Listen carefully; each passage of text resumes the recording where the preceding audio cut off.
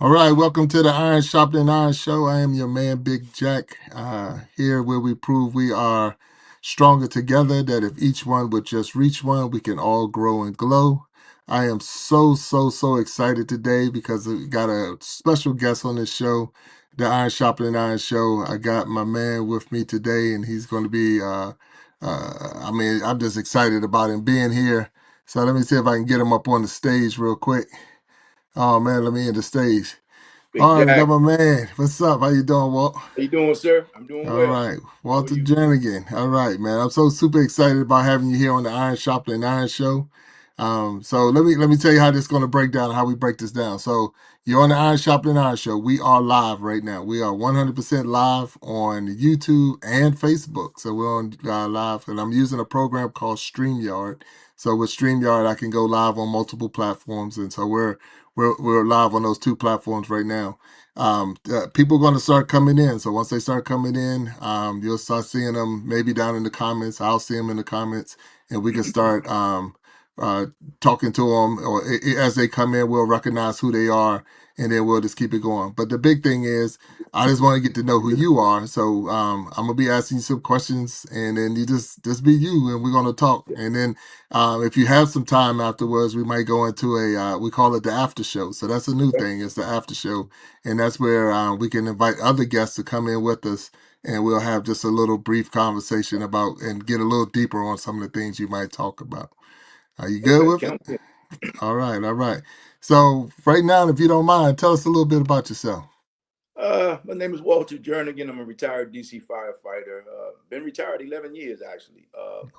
I'm one of those guys that never worked a day in my life.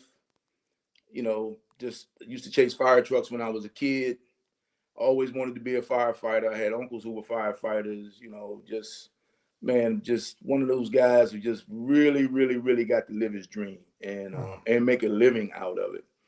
It was an opportunity to serve my community, make a great living, have a lot of fun, and I learned an awful lot. So that basically satisfies the four personality types of people. And we're all kind of mixed. Some people work for money, some people work to serve, some people work for information, and some people work to have fun. But I had a lot of fun. It's serious business. I took it very seriously. It's very serious, but I never took myself too serious. I always had a good time and enjoyed it. As a matter of fact, I'm still trying to figure out what I want to do when I grow up now because I'm not opposed to working again. I still in a position where I still help a lot of people kind of walk through the process. I still tell guys about it. It's a great opportunity, changed my life, and I just like to share it with as many people as possible. I mean, it's one of those things that's kind of overlooked sometimes. It's kind of so I just always demystify being a firefighter. Okay. All right.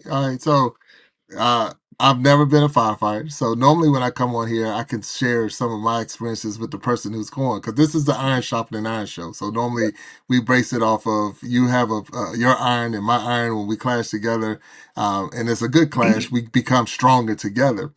And I can say my firefighting experience, but this time I cannot. I have never been a firefighter, but when I was in the military, I was a military police officer, Yes. so I do know about maybe you're going to share some things that I can say I can relate to when it's an emergency and you got the emergency response, being that first responder type thing. Well, I do know a little bit about that. So maybe that's where this our iron will cross each other and clash each other. Before we even get started, and thank you for sharing who you mhm. are. And so we got Walter Jernigan with us today, retired DC fireman or firefighter. I apologize on that, and he just sharing a little bit about it. So we do got creating changes in there. He's saying howdy, and it's what was that, Anisha? I want to make sure I get her name right. I'll be killing those names. I am so hard on these names, so I apologize to everybody when I be killing their name, but hopefully I got it right. But they're down in the chat and they're greeting each other and all. And I don't know Oh, if you can see the chat down there.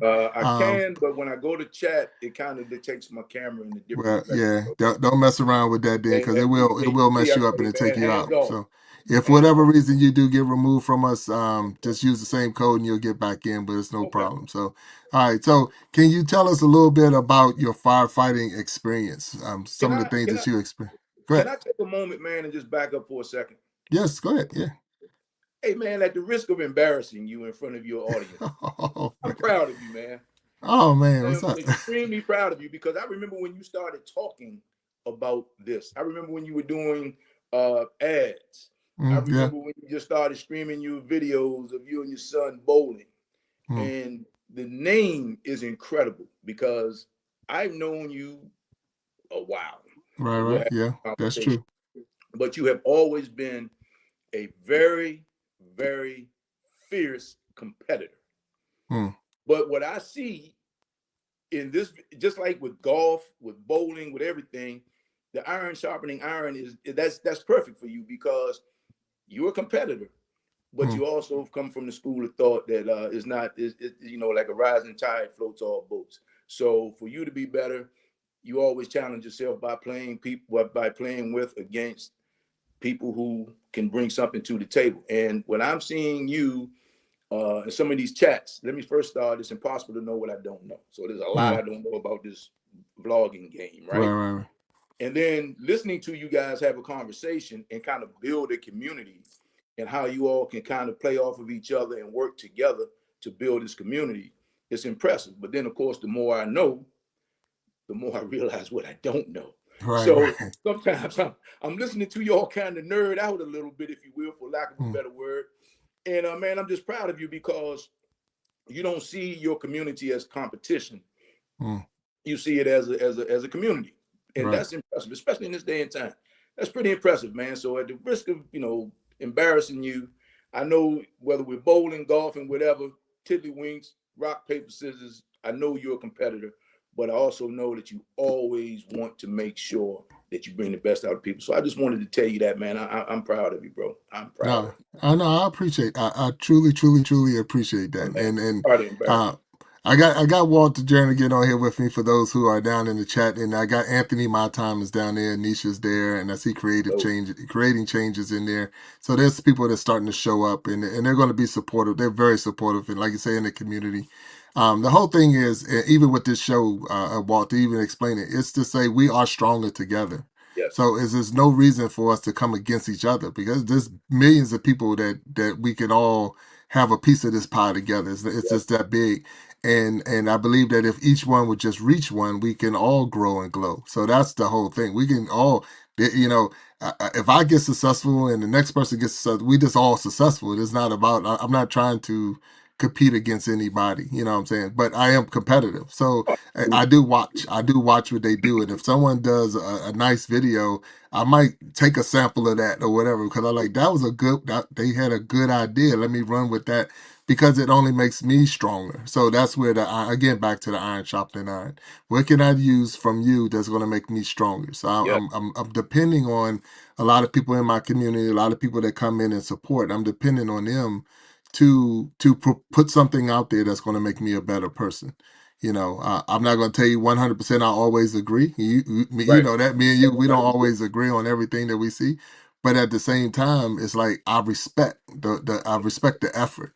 I respect the time that you put into it, and because of that, I want to see if it's something I can point you in the right direction to help you grow, or maybe point out something that you didn't see. Yeah, Maybe you didn't see that. Like it's right there in front of your face. How you not seeing it? yeah, I did But not see it. sometimes it's so clear or so right there in front of you that you don't see it. You overlook it. So I need people to point out my flaws and my issues and things I got, and be in the position so that they can receive from me as well. So if and again, I'm not trying to throw. I try my best not to be negative. You know what I'm saying? If Oh, it's, I do my best. And even when we have conversations, and it may be maybe somebody else on it, me and you can have a conversation, or someone else can have a conversation, and we are. I say this a lot though. I agree. We have to come to a point where we agree that we're going to disagree. disagree. So Absolutely. we agree that we're going to disagree. And if we can come 100%. that way, when it's all said and done, we can just go off and it's over. It's not like, where mad at you, never going to talk to you again. No, we already said it in the beginning. We're going to disagree. So you Absolutely. just be ready for it. Just be ready for That's what it. the one thing I do miss about being a firefighter Yeah. is that the different points of view. It's sort of like the military for you. It's sort of like being on a sports team for you. Mm-hmm. You have all these different personalities, and then it takes a type of personality to be a firefighter. And you put all of these people in the room, man. We have discussions at the dinner table that most HR professionals would run out of the room on. You have real heart-to-heart discussions because everyone comes from a different walk of life. Mm-hmm. But the beautiful thing is, I kind of look at it like a pot of gumbo. Individually, these ingredients mean nothing. Just think of a pot of gumbo and everything that goes into a pot of gumbo, right? Right. These ingredients by themselves, without being under heat, yeah, they're okay. But you put all those things in the pot, put a little pressure under, a little heat under it, get those flavors going, those ideas going, those disagreements going. Being honest enough and respectful enough to some and confident enough in your opinion to hear another opinion. Mm-hmm. Because it's again, one of two things is going to happen. Uh, uh, I'm going to have a stronger plan, right, Right. with your opinion, and then also you become an advocate because when people come and tell me, "Hey, Jernigan, that's a terrible idea," or it's coming to tell you, "Hey, Jernigan has a terrible idea," then you then say, "No, man, I challenged it. I don't like him either, if that's the case, but his idea is solid. So that's the thing. And being a firefighter, you have to be all of those things like that because you have to be confident enough in yourself to listen, to follow orders, even as a captain. Hey, man, it may be the rookie who sees something that I don't see. My considerations are different. So I have to trust him. Well, he has to trust me enough when I say stop, stop. I don't Mm-hmm. have time to tell you, hey, Big Jack, there's a hole in the floor, and if you don't stop, you'll fall in the hole. Yeah, right, I right. just have to say, hey, stop. We Mm-hmm. don't do whoa, whoa, whoa, whoa, whoa, hold up. It's stop. So, But at the same time, Big Jack, the rookie, hey, Cap, something doesn't feel right. Let's figure it out. And I trust you on that. So just little things like that, man, as far as being, you just have to be able to be willing to work with other people. It's not for the selfish. It's not for inconsiderate people. It's not for people who don't have empathy. You're dealing with the public. You're not being judgmental. You have people who are already having an emergency. They're already having a bad day. They call 911. They're having a bad day. Things are going to go wrong before they go right, usually. mm-hmm. So you get caught into the middle of that. And all of those life skills that your parents taught you by the time you were in fifth, sixth grade, those things come back and really, really, really apply. And if you really respect the process, that's what it is. And going through the process of becoming a firefighter, those are the things that we're looking for. I did my last 3 in recruiting, and those are the things that we're looking for in a firefighter. So Mm-hmm. yeah, so I enjoyed it. I still enjoy it. I enjoy helping people, uh, pointing them in the right direction, just kind of walking them through a process because most people had no idea. You got a few guys who are volunteer firefighters, maybe they had an idea, maybe they had a relative, but I came in off the street.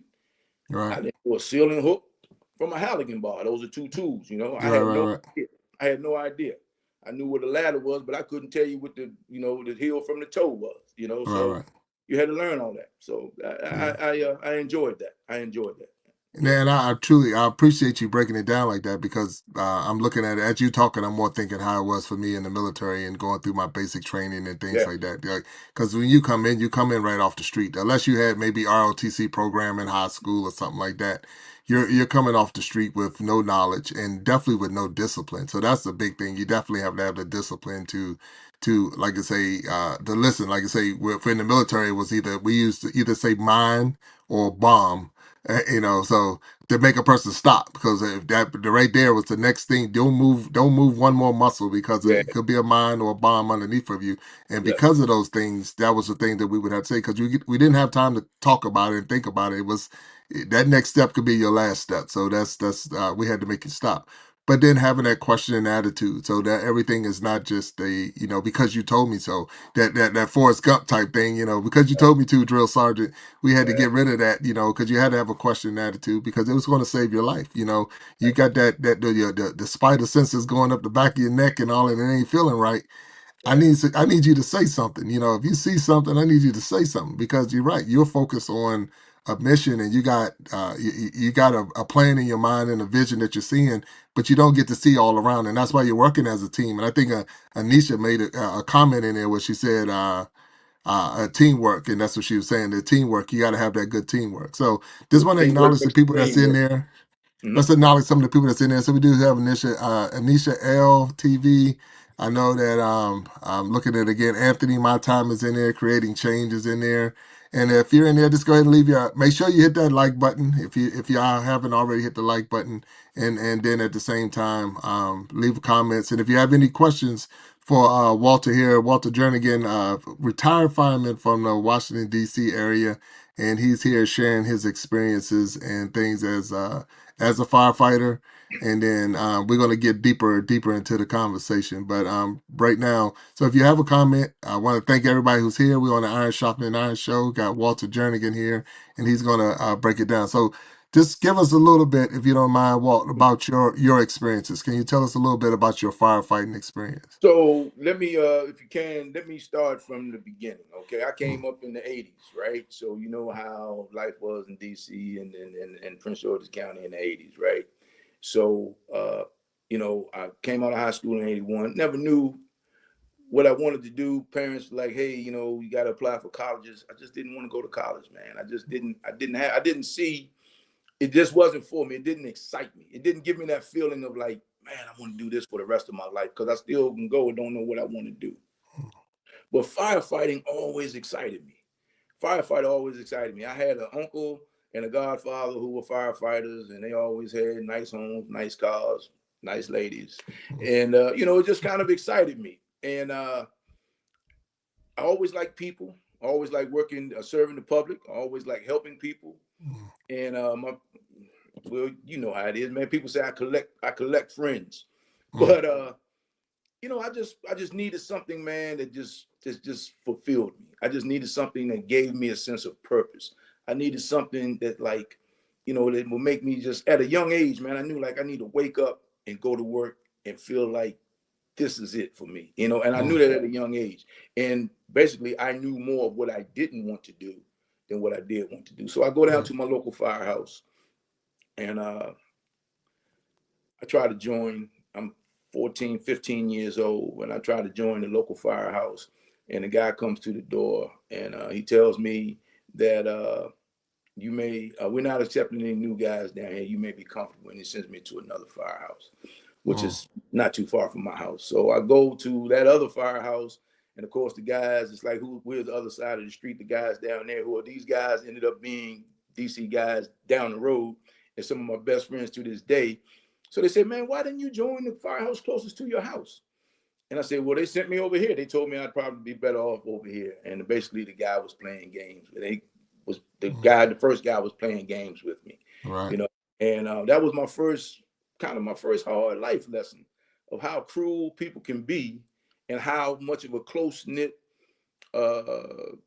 organization, how close knit these organizations were. So of course, I'm going to volunteer down at the second firehouse, but I'm working a summer job. I'm working part time, so I can't train on Saturdays. So I never joined the fire department. I didn't join the fire department until I was 18. I joined the fire department in '85. I was born in '63. I joined in '85. Mm, Before then, I worked for a TV rental company, and I had a good buddy that you knew very well. God bless his soul. Guy mm, named Fred Nash, your father. mm, And hey man, that guy, he saved me, man. I mean, he basically, I didn't have any brothers and sisters. Your father pretty much got me on track. I tell you what's funny though, if anybody here is old enough to remember Sanford and Son, Fred should have been getting paid for that. Fred, your father, right. Fred, should have been getting paid by Fred Sanford for that term, you big dummy, because he used that on me. I don't know how many times, man. You know, I mean, I wouldn't stay out of my own way sometimes. Wasn't a bad guy, wasn't a tough guy, you know, not on some tough guy stuff, but just, you know, just experiencing life, you know. Right. And he would say, man, you big dummy. And I used to always say, hey, Fred, in spite of myself, I'm gonna be good. And he always saw something in me. But now I can't say that. I would be remiss without telling everybody how I met Big Jack. You can go ahead and tell the story. I Go ahead go and to tell the my story. local, and he's going to deny this. I'm letting you know right now, he's going to deny it. He's going to have a different version of the story. Yeah, I go to the local recreation center. I'm shooting pool. I'm 14 years old. How old are you, sir? You about I'm 5, 6 years 54. old. I'm 54. Yeah, I'm So 61. So there it is. yeah. And I had a pretty good pool game until a pretty good pool player showed up. And I'm running the table. I'm beating everyone. Beat Big Jack, and Big Jack says he wants to play his friend. And I'm like, you got to win to play. So Big Jack, not in a little kid kind of way, he goes home because he's not getting back on the table anytime soon. And has a conversation with his father and tells his father that the guy up at the rec center won't let him on the pool table. So in walks Big Fred. And Fred walks in and he says, you told my son he can't play pool. Now I'm 14 years old and your father is probably 10, 15 years older than me. Oh yeah. And I'm like, yeah, he can play, but he got to win. So if he asked me, so if I win, I can play. I said, yeah, me, if you think you can win, he throws Big Jack the keys, tell him to go get his weapon out the trunk. I forget what he called it. He had a name for it. He said, go get my whatever. Go get, I don't know if he said Betsy or whatever. Go get it out of the trunk. He comes back in with the pool. Sticking continues to just commences to running the table on me. And I get home after that. I walk home, and Big Fred is in my building visiting a friend of his. And we've been friends ever since, man. He kind of took me under his wing at a young age when I was a young guy. And then as I got older, I wanted to join the military. My father was in the Marine Corps. My uncle's in the Marine Corps. My mother begged me not to go in the Marine Corps. She said, my father even said, man, go in the Air Force. You got a better chance of building a career. Mm, And I go in, goes to Fort Hollenberg up in Baltimore. yeah. Yeah. Yeah, Yeah. pass everything, get in 6 weeks of basic training. They tell me I'm colorblind. Oh. I failed a color vision depth perception test with the Oh numbers, with the wow. dots, which I failed at my whole life. So they can't give me the job I wanted, which was a firefighter. Why that matters, I don't know. But I had a guaranteed job, delayed entry, yada yada yada. Come back, work for the TV rental company. That's when I run into your father again. Mm, And man, my life, and you and I have been friends ever since, bro. And I right. appreciate you, man. You are that guy, man. You are that guy, and I lean on you. I mean, like I'm supposed to be giving you game, but man, your opinion is priceless with me, man. I mean, when I really want to get an honest opinion on something, when I really want to get a good read, a good perspective, I always can depend on you for that. So there it is, man. So No. Big Jack, proud of you, bro. Again, man. I'm No, sorry. and Sorry look, to I bore you, bro. appreciate that. That's I'm what telling you, I appreciate that because the fact is that's exactly how I see you. So it's amazing that what you're saying to me because you know for sure I'll call you right now and be like, hey, what do you think about this or whatever? And yeah, if you think it's going to be a bad idea, you shoot, and that's what I need. I need somebody with some straight talk to me. yeah, Don't BS me, don't baloney me. yeah, Just give me straight talk. Let me know yeah, because we do. We want to you want to do something, you want to do it right. But sometimes you go in there with your head, wide open, nose wide open. You run in yeah, there and it's not, not thinking about all the other stuff that can come out of there. So, yeah. but no, I appreciate you. So, all of those who was out there listening to that story, that is definitely the watered down version of that Oh story. man, yeah. Well, it's the water there. He was a That's the bully. watered down Yeah, version of bully his that whole life. story. Look, it's a family fun show, so we're gonna water it down a little bit. But Oh man. he did mop me up on the pool table. I'll give him Oh that. man. 100%. And I didn't run home and go call my dad or No, he whatever. didn't But run at the home. I same said you time, didn't run home. my dad was I think he was working at the rec center, and I just went out there and said, "There's a guy in the back. He just beating up all the little kids on the table. Can't nobody even play no more." And Yeah, yeah, he did go. He did tell me to go get his pool stick out of the car. And when he yeah. and then like I say, but you two, y'all was like friends forever. So Oh man. I was I was more like because like I say you were older, so working with him and Yeah. things like that. So you saw him a lot more than I did with that. But at the same time, um, yeah, bowling together and all the other activities you did. So, he definitely was a good man and God rest his soul for sure. But the direction and helping you get to where you are and the man that you are, and I can say it helped me as well because at the same time, if nothing else, keep your nose clean, stay out of trouble, and this and that. So I'm not gonna say every day was roses and every day was flowers and all that other stuff, but I have a lot of memories where it was good. There's some good days and really good days, and I'm like and the competitive spirit that I got, I definitely know that came from him to a point Yeah, because he yeah. ain't gonna let me. He wouldn't let me win nothing. Nah, I mean, man. yeah, I don't like. Well, let him win. Like that ain't happening. So if you want to win, you got to earn it, and that's the bottom line with me right now. You got to earn it. I So one remember the hundred percent. first time he called me and said, "Man, I think I'm in trouble. I think he might get me in bowling, man." He said, "I think I'm in trouble, man." And he said, seriously, he said, "Oh man," and Freddie could bowl. And he's Right. like, "Oh man, you don't understand, man. This guy, I just barely got him the other day." But he was so proud of you, man. But here's the thing, Bill, Big Jack, No, you good. you gotta understand is you. I mean, the apple didn't fall far from the tree. Mm, Man, your demeanor, the way you are on this show is the way you are. So let's mm. get to it, man. I'm sorry, but I just Nah, had you to. good. This good. I No, apologize no, for that, no, man, no, no, because no. I'm a big This is good fan. talk. This is Big good fan. conversation. I'm a That is big good fan. To conversation. be a firefighter, and I say all that to say this: to be a firefighter, is one of those things. You need to be a decent person. You need to, like Mm, life 101. Don't follow a bad decision with a stupid decision. mm, So I would say to anyone, even if you don't know what you want to do,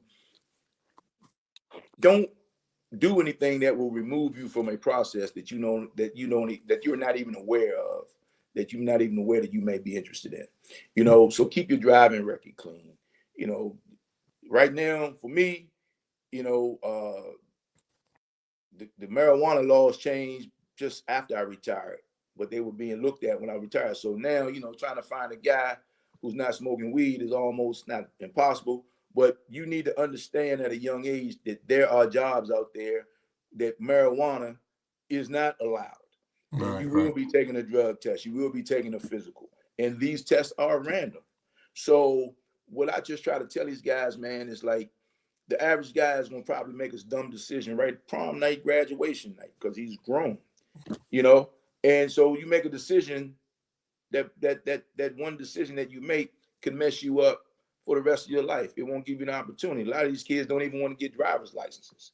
mm, Like I said, I did my last 3 in recruiting, man. I got guys that don't have driver's license because in the ride share era, I don't need a license. I'm good. No, you do need a driver's license.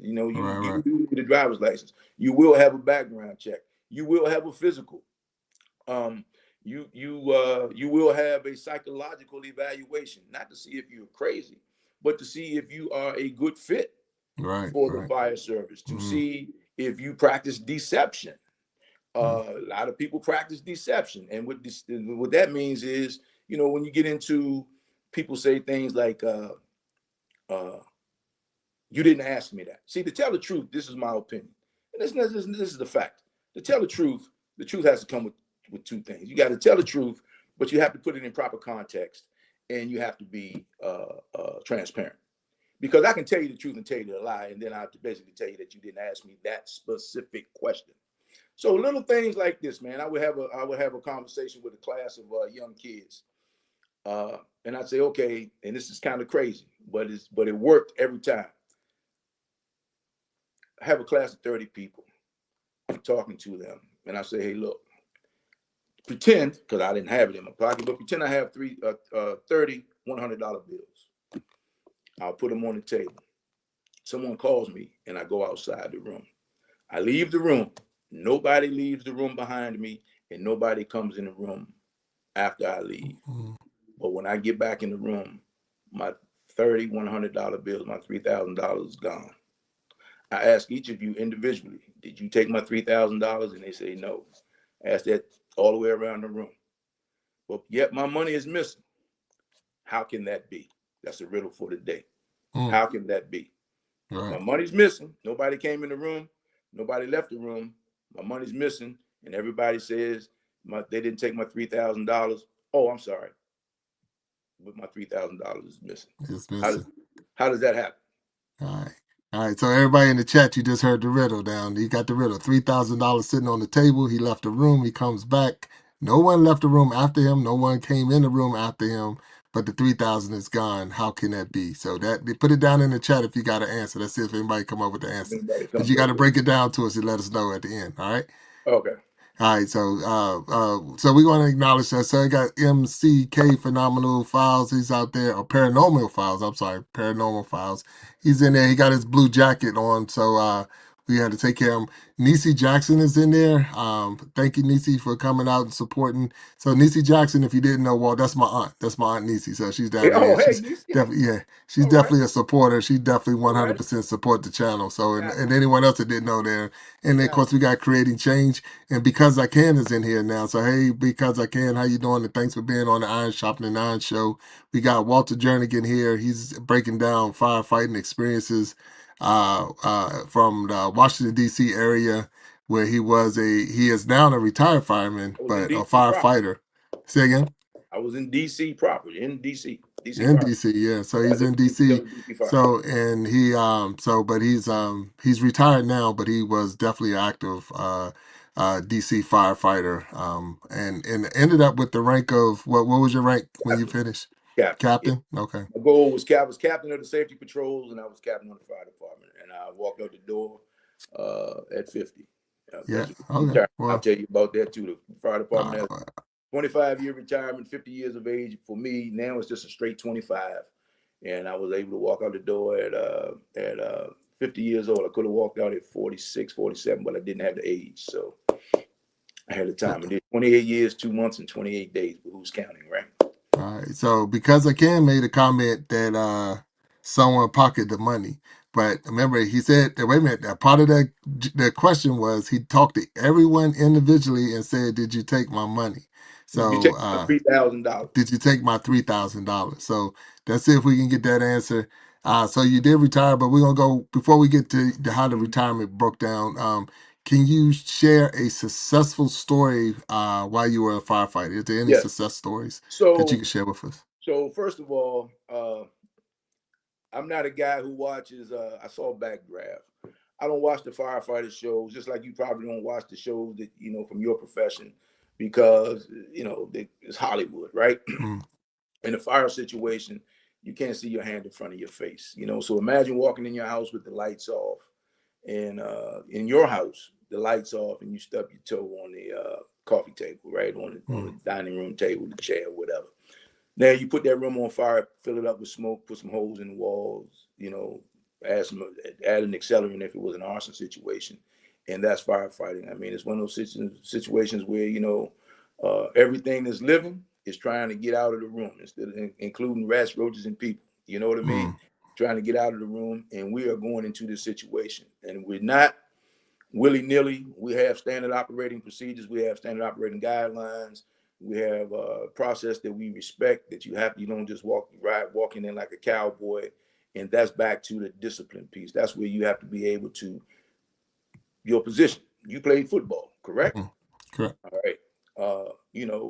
If they expect you to do a 22 dive, that's where they That's it. expect you to be, That was the right? play. Yep, that's the That was play. the Yep. play.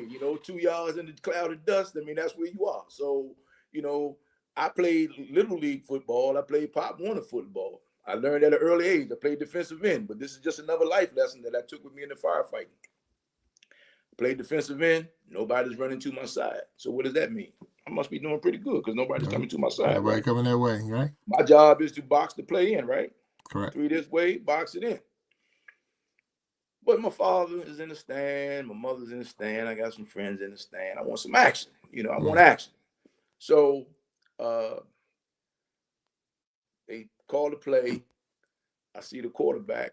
I'm gonna light him up. So I jackknife. I go in at 45 degrees, and what happened? oh, they got around you. He pitched the ball out, got around me, and my Yeah. father, the Marine, who was just I thought was the meanest guy in the world at the time, but man, he was right on point. He said, and now everybody knows who you are for the Mm. wrong reason. Oh yeah. And Yeah. that's just one of those things that stuck with me. Right. Right. So when you take that to firefighting, you're supposed to be in your position. You got the plane crash the other day. It seems like a lot going on, but everyone out there has something to do. And if the incident commander is expecting you to do something, just like in the military, Mm. you need to do it. And if you Right. can't do it, you need to let them know that it's not done, or you need to let them know when it's done. So you gotta, so that hero thing, and I have this conversation because I was a training instructor, I was a driving instructor, I've been in communications, I've been in fire prevention, of course, I've been in firefighting, uh, uh, and I did my last 3 in recruiting. And you try to instill this in people, like, hey man, the mission, the process is bigger than your individual goals, accolades, whatever. So back to, I've been in big fires, I've been in little fires. The ones you see, it's like, oh my God, this is the biggest fire in the world. Those are not the ones. It's that 2-story row house that you go up to and you just see smoke puffing, you know, and you see somebody on the second floor and it's cold, and somebody on the second floor throws a baby out the window, and it just looks like it's not really much happening. The next thing you know, all hell broke loose. Excuse my expression. Yeah, I All get hell breaks loose.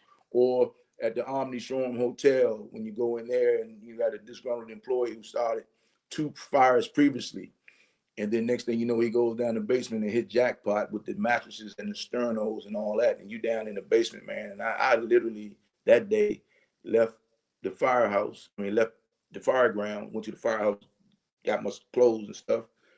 And I went straight to church. I'll never forget that, because I'm mm. like, man, I thought that was it. Uh, not trying to get too gory. What's that? Goodfellas. Remember the scene in Goodfellas where the you see all kind of stuff, man. The Goodfellas, where they had the guy hanging by his legs, getting Oh ready to go yeah, on yeah, yeah. the then. Well, at the National Zoo back in the probably 90s, somebody jumped in the lion's den. Oh You know, wow. yeah. I mean, and you got to go deal with that. Then you get heart attacks, you get high blood pressure, you get some people, man, in a wheelchair just need assistance to getting out back in the bed, out of the bed, to the bathroom. So all of these things, you do public service calls. You are a public servant. Your job is to help people. First and foremost, you're a firefighter, emergency medical technician. So your job is to help people. Everybody wants to come and, I want to be the fireman, I don't want to ride the ambulance, but that's part of your job. Mm. That's part of your job. And I take it personally because I'm a DC resident. I live in DC. So I Right, take it right, okay. personally because it's like, hey man, you are here to serve me. Just like if I were in your neighborhood serving you, you would expect me to be a professional. You're a professional firefighter. And I'm using that term loosely because even as a volunteer, you are still governed by the rules Right, right, of right. the agency. Yeah. So people say that I'm just a volunteer. No, man, volunteer fire does not know. Emergencies don't know the difference between paid and volunteer firefighters. So respect, hats off to the volunteer firefighters out there, man, because DC is all paid, but man, respect to the guys who have a pager, hear the siren, get out the bed, leave their families, and go take care of their community, man. So much respect for those guys, man, No, ladies. 100%. Yeah, and that's the thing. Now, I wasn't a firefighter, so I have no firefighting experience and things like You would that. be a But great I, firefighter, man. You'd be a good truck man. You'd be a good yeah, truck yeah, yeah. man. Okay. All right, but I was definitely an MP, so I Yeah, remember being that first responder and getting that yeah, call, and that and yeah. and every call, even if we think it's nothing or that's some minor whatever, it was an emergency to the person that Right. made the The person call. is right. So Yes, the sir. person that made the call, it was an emergency. So when you went in there, you had that mindset that it's not about me, it's about the person who made the call, Yes, and because of that, let me go in this house, and regardless what it is, not to say, well, that's just the dumbest thing I ever seen, or that's so stupid or whatever, bro. but it's like for that person, it was an emergency. Now, the one of my little stories, and Mm-hmm. not to take away from me, yeah, because you're like, but the one I thought was so easy was I had a kid locked into a bathroom, locked in a bathroom, Mm-hmm. and the kid was locked in the bathroom, and it had the bathroom lock had the hole on it, right? So it had the Mm-hmm. hole. So I'm like, as soon as I walk in, I already know what I need. So I'm like, I know what I need. The kid's inside though, and why the parent was so upset because she knew that the kid was inside and he couldn't figure out how to get out, but Mm-hmm. he was eating the toothpaste. So now it's like he's gonna end up poisoning himself and then eating the dang toothpaste. So we got to get him out of there. So I'm like, ma'am, do you have a coat hanger? Do you have a coat hanger? She like, we need a coat hanger for us. I said, just put the hanger in that hole and it's gonna pop that lock open and we're gonna get him out. And it was so simple that you didn't have to call me. But when you're in panic, you don't Yeah. even realize that it's so simple, that it's so easy to fix this problem right here, but you don't see it because you're in panic. I see my kid on the other side, poison Hey, controls on the phone, all yeah. this other stuff is going on, and it's like I just need a coat hanger. All I need is a coat hanger, and we're gonna take care of this problem. And so but anyway, so thank you for sharing with that. Here's one worth a good laugh. Okay, cats up a tree. We run cats up Oh, a tree. Have you ever? So you get on the scene. You got the cat up the tree. The whole neighborhood's there. You got the little kid crying. The mother's, she's like, oh my god, the cat's up the tree. The kid is crying. The father's like, oh man, I'm sorry to bother you with this, man. And then but he's under a lot of pressure because mm, hey, dad, do something, right? So, as an officer, even as a firefighter, but as an officer, my guys are working, they're doing whatever they can, send the rookie up, put all his gear on, go up, because it's a good public service call, right? mm, And a lot of times we'll stay in service while we do it. So it's not like it's preventing us from doing anything else, but it's a good public service call. So I always take the father to the side and say, hey man, have you ever seen a dead cat in a tree? And he's like, no. I said, because they always come down. Because they always come down on their own. right, Nobody right. go up and get the cat and yada, yada, yada. So, it's like, hey, man, these are their tax dollars, right? And to the person who is just like, oh, man, they wasting their services. But, hey, man, it's a public service call. We work a 24-hour shift. We're off for 72 hours. Mm, So, for instance, you go to work, what's tomorrow? Monday morning? right. You go to work Monday morning at 0700, but we can leave 2.5 hours early. You get off from work Tuesday morning, then you're off all day Tuesday, Wednesday, Thursday. You go back Friday, so you can work. Man, I've had so many part-time jobs, side hustles. It's just like a great thing, man. Matter of fact, being retired, I was, the fire department guys run businesses. They're plumbers, electricians, anything you want done. There's a guy who or lady Did who not. in the fire service that can do it. Right. So it was just a great opportunity to do all of those things, man. Again, back to the deception piece, you need a person that's decent because I'm coming into your house. Mm, Just think about it. I'm coming into your house.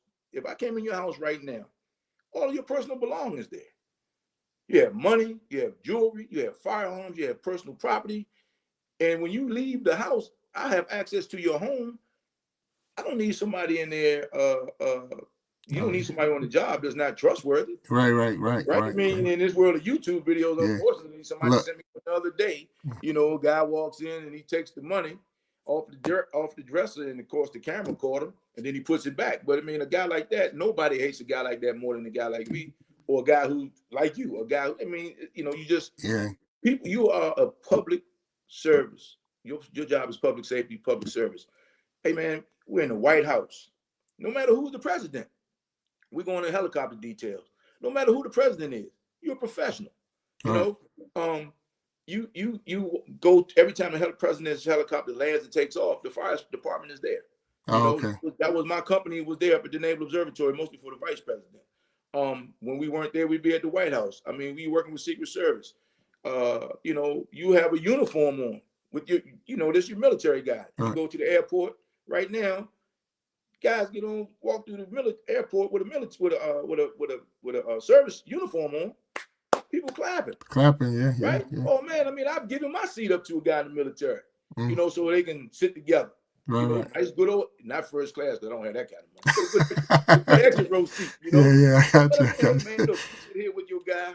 Where are you? I'm going back to 28E or whatever it is. You know what Mm, I mean? So right. Right. Right. because the thing is, man, I respect that. I mean, like, like people see, nobody really sees what we do. I mean, Mm, you see us sitting out front of the firehouse, you see the military guys, but you don't really see what we do. right. Right. Right. Yeah. So When the call yeah, comes when the call in, comes, what it really and like takes, man. Yeah. even like what you made the comment, you're leaving your family, you're leaving your home, you're going. And the thing is, it could be an emergency even where you are, Yeah. so it's like, it's an emergency where I am, but I got to leave my home and go to someone else's home because that's my job. That's the mission I'm on. That's my service to the community. So for So sure, for sure. Let me before we go, good. before you go to the next one, let me acknowledge the people that's in there. So Ellen Smiles is in there. Hello, Ellen, how you doing? And you might know this name. Well, Sharon Jackson is in here, so she's down in Hey, there now. all right. She's supporting too. So, Uh-huh. this is the Shopping and Iron Show. We got my man Walter Jernigan in here, retired DC fireman. He's breaking down some of the stories he had and some of his experiences as a firefighter. And he got one for us. He put a riddle out there for us, or not even a riddle, but a lesson that he was sharing with a class that he had. And he's going to give us an answer at the end.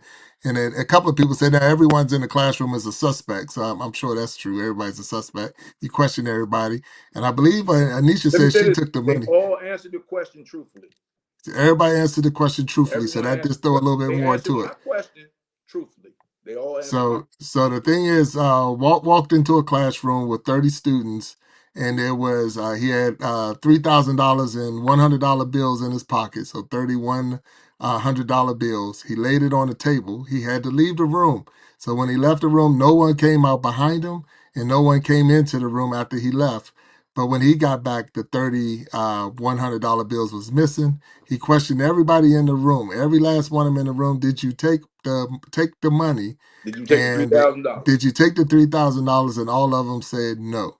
So, and he's like, well, where did it go? So now that's the riddle. He's gonna now, or that's the question, and he's gonna break it down to us at the end. If you have an answer for us, please put it in the comments. And thank you for everybody's in here. I've been trying to give everybody their blue jackets. And Walt, if you don't understand the blue jacket is once they get the blue jacket, excuse me, they become a moderator in the Okay. chat, so they can actually go in and they can use it as a networking tool, so they can go to each other's channels and greet and meet each other like that. But if someone was to come in and try to disrupt this show, the moderators down there would definitely go in attack mode and help kick some people out and things like that. So that's what So we used it for. So they're speaking part of of my disrupt, team. They're part speaking of of my team right disrupting the now. show, Go ahead. I feel like I'm disrupting the show. So what's your next question, man? I'm sorry. What's your next question? No, no, Because I can you, talk to you all day, no, no, man. no, I'm you right sorry on about that, pace. Nah, you on man. pace. And I apologize to your audience, man, because Nah, I'm just you talking to know. my man Big Jack. Just having fun with Nah. So there's a question up there right now. So wait a minute, there was one in the comments. I want to you. before we get to that, I want to say I Okay. think because I can put something up, and I'm not 100% understanding. He said, "Did the canvas jacket burn? The rubber lining melted to the point of failure. No more water via that hose." And I'm not sure exactly what he mean, but I was thinking So maybe. Go ahead. so our jackets have a vapor barrier in them. Hmm, If that's what he's talking about. But it can get to the point. There's no such thing as fireproof. It's fire hmm, retardant. But I mean, there have been times, man. And the sad part is, but it's good, but it's bad. Our gear is so much better, even from when I came on to when I left, that by the time you feel heat, you already burned. right, right. Because it gives you that level of protection. Hmm, But then when you feel the heat, you're burning. yes, sir. And then you take your gear off, and thank God I've just had first degree, second degree, slight second degree, never a third degree.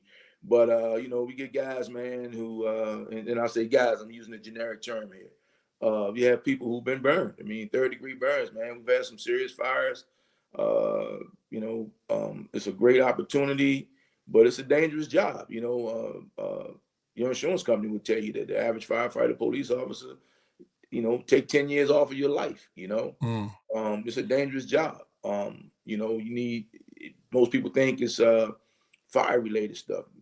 Most firefighters, a lot of firefighters die of, I think Montgomery County just had one, a medical emergency. I don't know the specifics, so I'm not going to speak on his situation, but I can't tell you how many guys have heart attacks, hmm, because you're sitting in the firehouse or you're in the bed at 3 o'clock in the morning. Just imagine, Big Jack, you're in the bed at 3 o'clock in the morning.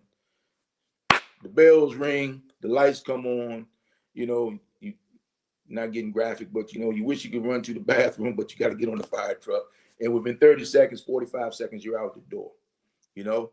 And right. your heart goes from 0 to 100. It goes from a smooth, 68 beats per minute to 130, 140, and then you're getting down the street, you got sirens blaring, you got, you're getting dressed, you got, and you smell smoke, you know?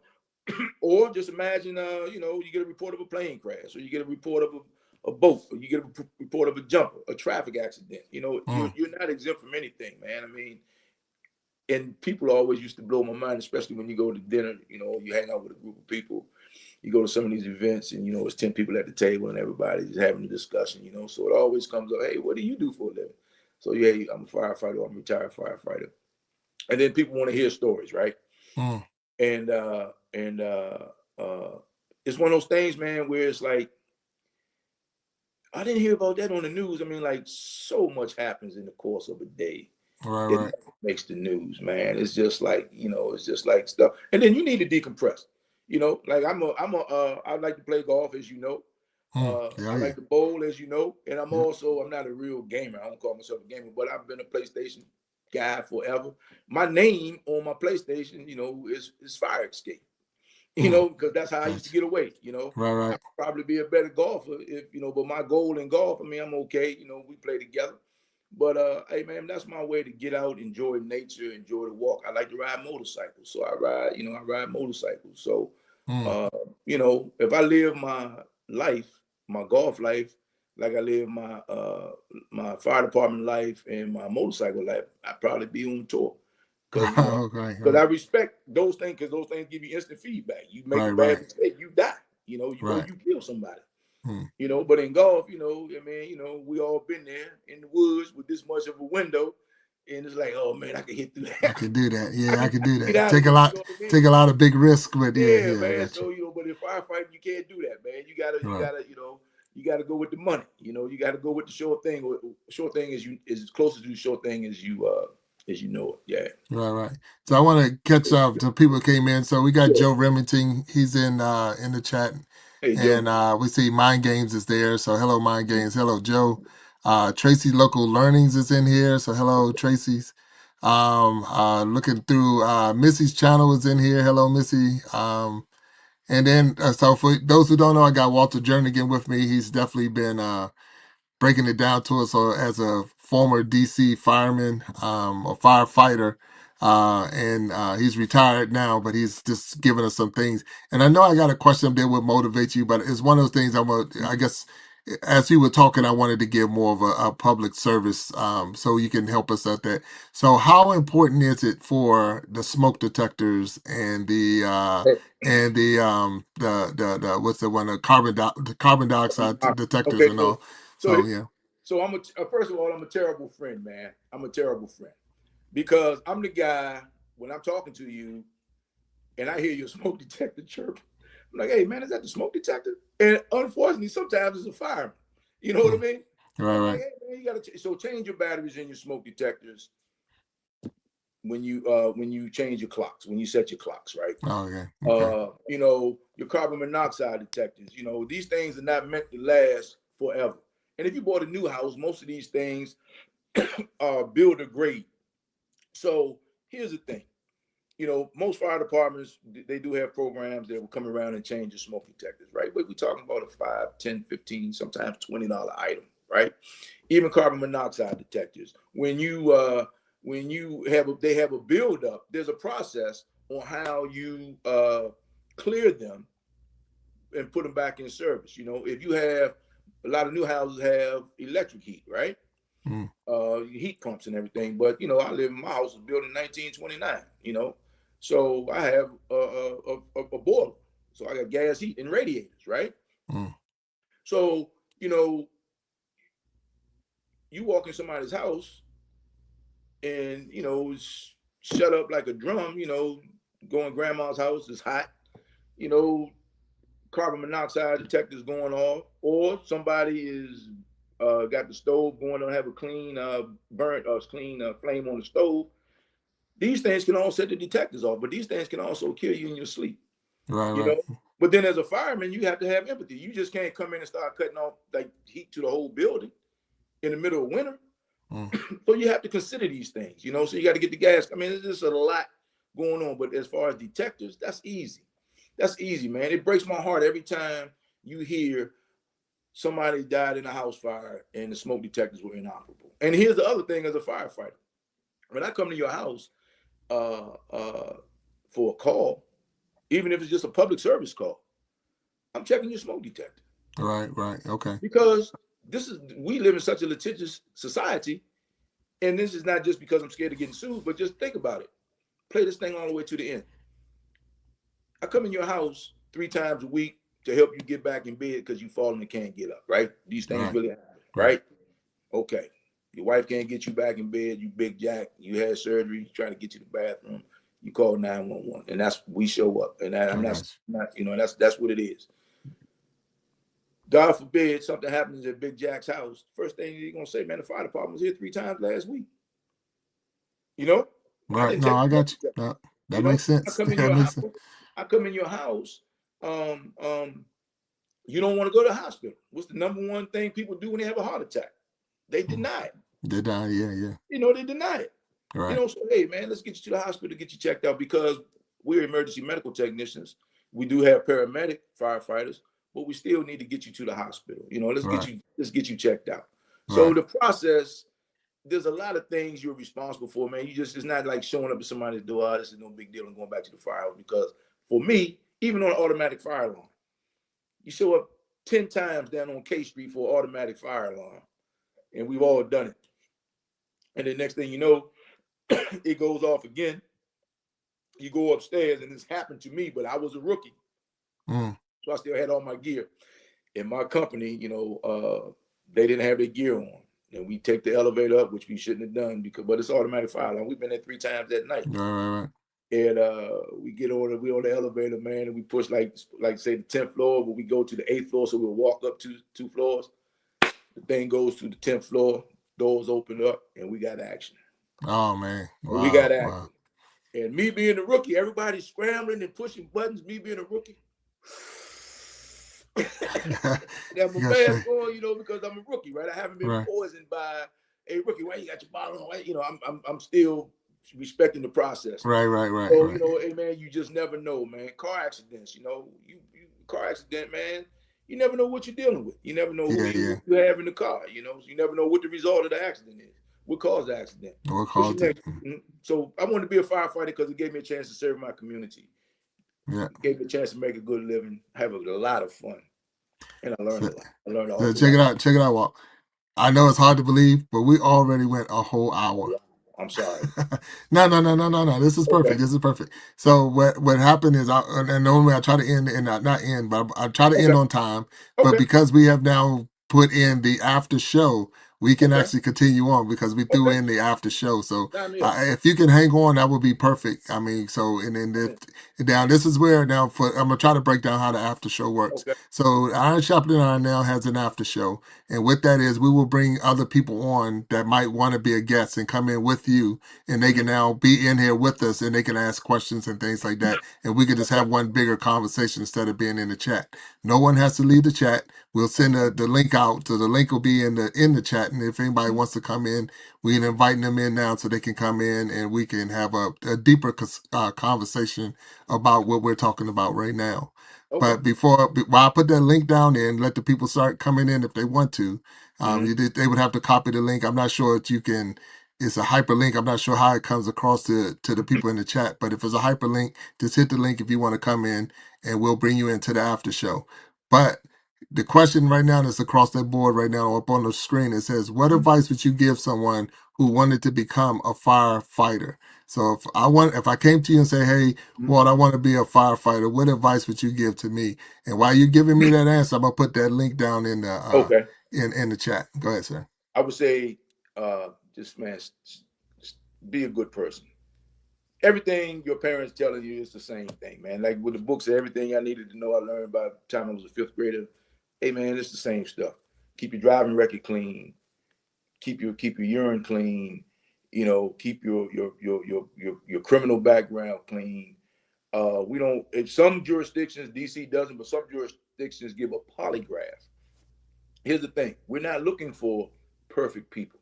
We're looking for honest people. Which brings me back to that $3,000 question. Did we get that? Yeah, yeah, go ahead. What's that? All right. So I go in the room, $3,100 bills. I leave the room, come back. Nobody comes out. Nobody comes in behind me. When I come back, the $3,000 is missing. I ask each individual, "Did you take my $3,000?" Everyone tells me no. All of them are telling the truth because everybody got $100, Yeah, yeah. which is deception. Mm. Because when I say who took my $3,000, the real question is who took the money. Right, right. Because an honest person doesn't split hairs like that. Mm. An honest person will tell you, I didn't touch a dime of your money. So when a person says, I did not take your $3,000, be wary of that person. Right, You right. know, or when the person hits you with the, I did not ask, you did not ask me that, I'm always leery of that person. Right, right, right, right. It's like playing golf. When we hit a golf ball in the woods, hey man, I see something over here. Then you go to your ball. You just don't go in there, find the ball, I got it, and then come out, because you remove the appearance of impropriety. And a person who is telling the truth and is accustomed to telling the truth and putting things in perspective with transparency is going to, they're not going to play those games with you. They're going to tell Right. the truth. And when a lot of people get knocked out of the mix, just not that question, but just by being deceptive in their actions. And Mm, you'd I be got surprised in social media era, it's like it's just a white lie, right? No big deal. I mean, everybody knows that I'm balling. I got a boat and I got a jet and I have all this stuff, right? But I'm from an era where you had to be who you can't pretend to be who you don't intend to be. right, right, right. So, and that's why that's the new fire department, because the fire department, police department, military are all microcosms of the world. Right, So right. you get these people with these tendencies, it's tough. It's tough. No, And I mean, they don't see the big deal, but I mean, it's knocking a lot of people out of opportunity. So what I would no, say, just be a good person. Just be a good no. And I want you. I mean, the industry I'm in now, and I don't ever, share my industry and person. but the industry I'm in now, your integrity is everything. Everything. So, your word is your word. Now, if you cheat yourself, you one, you cheat yourself. That's like when we play golf. That's Right. the whole thing. We talk about it, and you like, you're cheating yourself, but then you're cheating me, especially if we're doing skins or something like that. Like, A dollar. you're trying to, and the thing is, it's so cheap because we're paying for a dollar. A It ain't dollar. like A it ain't dollar. like it's big dollars. So it's like, it's not like you're not gonna pay your mortgage with this, but Right. you're gonna cheat me over a dollar. So if you cut me for a dollar, I know you're gonna cut me for more. So Yeah. and then if we lose, you lose that, I lose that trust in you. Like I say, we had a situation the other day, and I'm gonna share Mm-hmm. this as we. And if you want to come on into the Iron Shopping Iron After Show, please go ahead and hit that. Get the link. The link is already in the chat. You can go ahead and start coming in, and I'll get you in because we're now over our time for the Iron Shop Iron Show. And I want to thank you, Walt, for being here with Amen. me. It's been, I mean, it was so fast. Like I say, time flies when you're having fun, having a good time, and I appreciate you being here. But don't go away because I want I'm not to gonna be go able anywhere. to continue to talk with you. But we're going to change the setting of the show, and now it's the what we call it, the after show. So it's Okay. like, this where this came from was, every time you went to a party, well, I did when I was young. I went to a party, and when the party was over, everybody say, "Well, where's the after party?" Because After we party. wasn't Yeah. done. We wasn't done Yeah. partying yet. So now Yeah. where's the after party? Yeah. So what we said we're going to do, or what I ended up coming up saying, okay, well, we're going to have a after show. So you see, I just Yeah. changed the logo up in the top right corner. So I see now that. it's, Okay. So yeah. So we're in now the it's the real talk. Yeah, with Big Jack. So we're in the after show right now. We okay. just we Okay. just flipped it over, and this is a time where we allow other people to come in. So if there's anyone who wants to come in and talk, but we're going to continue to keep talking. We got people that's still out there in the chat, Mhm. and if they need to leave, we fully understand.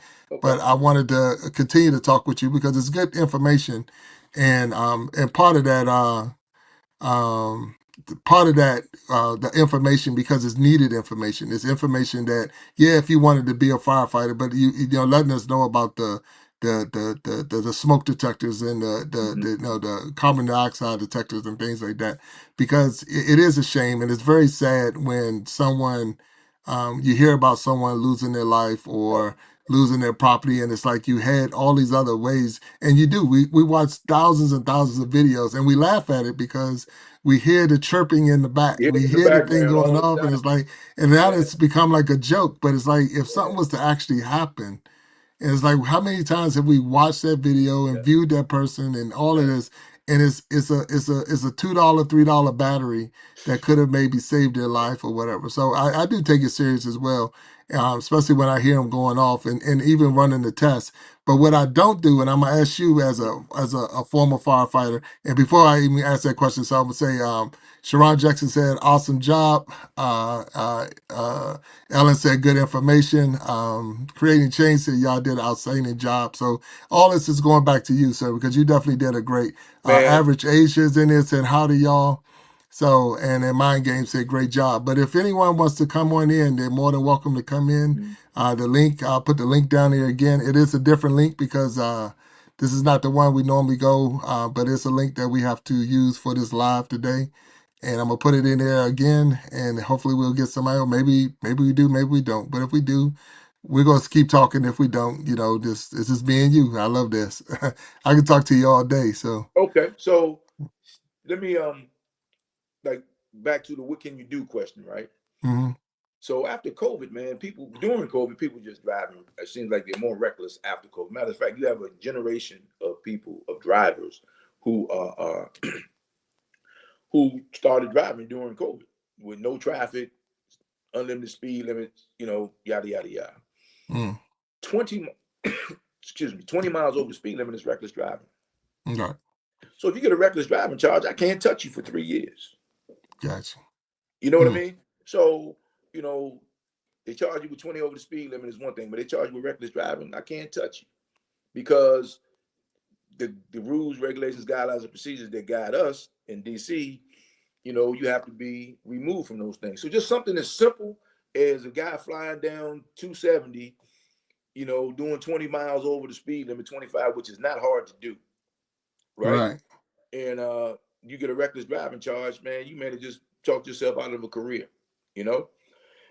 So, and back to the young folk, even if you do have a charge, tickets, anything like that, get that stuff removed from your record. Right. Just think, Right. I mean, you were in college and you protested the pizza burgers in the cafeteria, and you got your parents gave you the $5,000 lawyer and they told you don't worry about it, it's like it never happened. I'm telling you, when we run your background, it's going to show up. And if you don't tell us, you're going to be disqualified for it. So little Gotcha. things like that, man, like the decisions you make at a young age will affect you the rest of your life. And I mean, I don't know another way to say that. And it seems kind of like, oh man, because everybody's, word on the street, and I got a cousin, right? Everybody's Mm. got word on the street and a cousin, they told them, oh no, I heard it's different. I'm telling you, these things will have an adverse effect in your life. No, and that's what's up. So, and we do got someone trying to come in as a guest, so we're going to bring them in. Okay. But a question came across from Tracy's local learnings. I'm sorry, Tracy. She said, "What's the best method to distinguish a kitchen fire?" So, if you had a Okay. kitchen fire, what's the best? So that's All right. I'm more thinking we're thinking grease fire or something like that. Okay, yeah, so that's a great question. So you want to you got heat, fuel, oxygen, the fire triangle as a kid, right? How you doing? And Yeah. and your initial instinct is to put water on everything, right? But you frying chicken, you frying fish, you got grease going up the wall. Hey man, just smother the fire. Put a top on it, right? Just smother. You want to remove the oxygen from the fire. Without oxygen, they can't. But it's most people their initial thing is grab water, pour water on a grease fire, and it's you know. Now here's the funny part. I can't tell you how many times we run a call for a fire in the oven. It's already contained in the oven. Right. And then people open up the oven door, and then next thing you know, you got smoke fire all the way up the walls of the kitchen because you panic. And then you should have a smoke detector in your house. But having a smoke detector in your house and putting it next to the stove may not be the best play for it because when the kitchen catches fire, you may not be able to get to it. And it should be an ABC detector, which is like a dry chem, which is not water, but it's a nasty dry powder extinguisher. And I've had personal experiences in my home with that. And I'm telling you, man, it's just like smother it, remove the oxygen. If you take any one of those things out, the heat, the fuel, the oxygen, move any of those things, you don't have a fire anymore. Right. Right. Sometimes, so you might just move it to the side. Don't pour water on it, don't panic. And before you light the stove, while you're just at home cooking sometimes, man, just have these ideas in your head, these what if scenarios. It's like driving your car around the beltway. When somebody does something, you have a what if scenario. If this happens, I'm going to do that. You know, back to the golf course. You know, it's like, hey man, you know, my driver's not working today, right? So, you know, you do what you need to do. Life and firefighting and everything is no different, you know. So definitely smother, No. remove it, don't panic, and whatever you do, don't pour water on it. You know. Yeah. Now, one down there said, Walt, that you could put salt on it. So Yeah, what? you can do that too. But I mean, like the thing is, I'm just thinking of my house. Like you put to get to the salt shaker, pour enough salt to smother the fire. Then you just have a top ready and put on the fire. Turn off the stove, put a top on it, and be done with it. I mean, you know, there's I mean, some people put it. They sell these blankets now that you can put on it. You know, Right, right, you can go on Facebook or whatever, and there's a blanket that you can put on it that smothers the fire. It's the same concept. You're removing the oxygen from the fire, and that extinguishes your fire. But you know, I'm telling you, man, a fire moves so quickly, and like you know, you see people like, man, think about L.A. We rode our motorcycles across country last year, and man, two of the restaurants that we went to are no longer here. You wow. know, so and the fire up in the hills. So you know, my opinion, not second guessing anything, right? But if it were a forest fire, you get a line of demarcation, and you basically determine, okay, all of this right here is going to burn, and we're going to make a line of demarcation. We draw the line right here, and we're going to put this thing out, right? But that's hard to do when you're talking about people's homes. Right, right. When you're telling people you're just going to let these 40 homes just burn, you can't do that. So what you do is you find yourself putting out these small, like at work, for putting out these small fires, right? Putting out these small fires. Mm. Then you think of the water system. There's not a water system in the United States that can. It's just like take a water hose. You have a sprinkler system at your house. You talking about? Yeah, yes, yes, I do. Yeah. Okay, so you have a sprinkler system at your house, and you have zones, right? Well, just try to run all the zones at the same time and tell me what kind of water pressure you get. And that's what it is. So you know when like I'm not gonna say it's irresponsible, but when you say things on the news without giving a full explanation, people are like, oh, this should have never happened. I'm like, where can you do this? Where can you go Mm. at your own home? Open up 3 zones on your sprinkler system and get a good stream in your house. If you have sprinklers in your house, once that second or third head comes off, you just got water pouring. You don't have that. You got this. Gotcha. You know, so it's just like, man, these things are just like people don't think about some of these things. I mean, hydraulics, man. You know, I mean, you know, the average guy hates math, right? A lot of people hate math, but when you go to fire department hydraulics, bro, you got. When I was a wagon driver, you know, you just can't say a lot of pressure, a lot of fire, a lot of pressure, a lot of a little fire, a little pressure. You need to know how much water you're pumping to this other apparatus so you can get the stream at the other end of the at the fire hose, so you can get the stream that you want. You know, you got 160 degrees pound of pressure at the end of the fire hose. You need to know that you need if you pump 2 lines, you need to know you might have to go up, put this much pressure on there to get that line. You know, Right. it's just a Right. lot, man. It's just a lot. I mean, people think you take a lot for granted. It's just like you put water on the fire, right?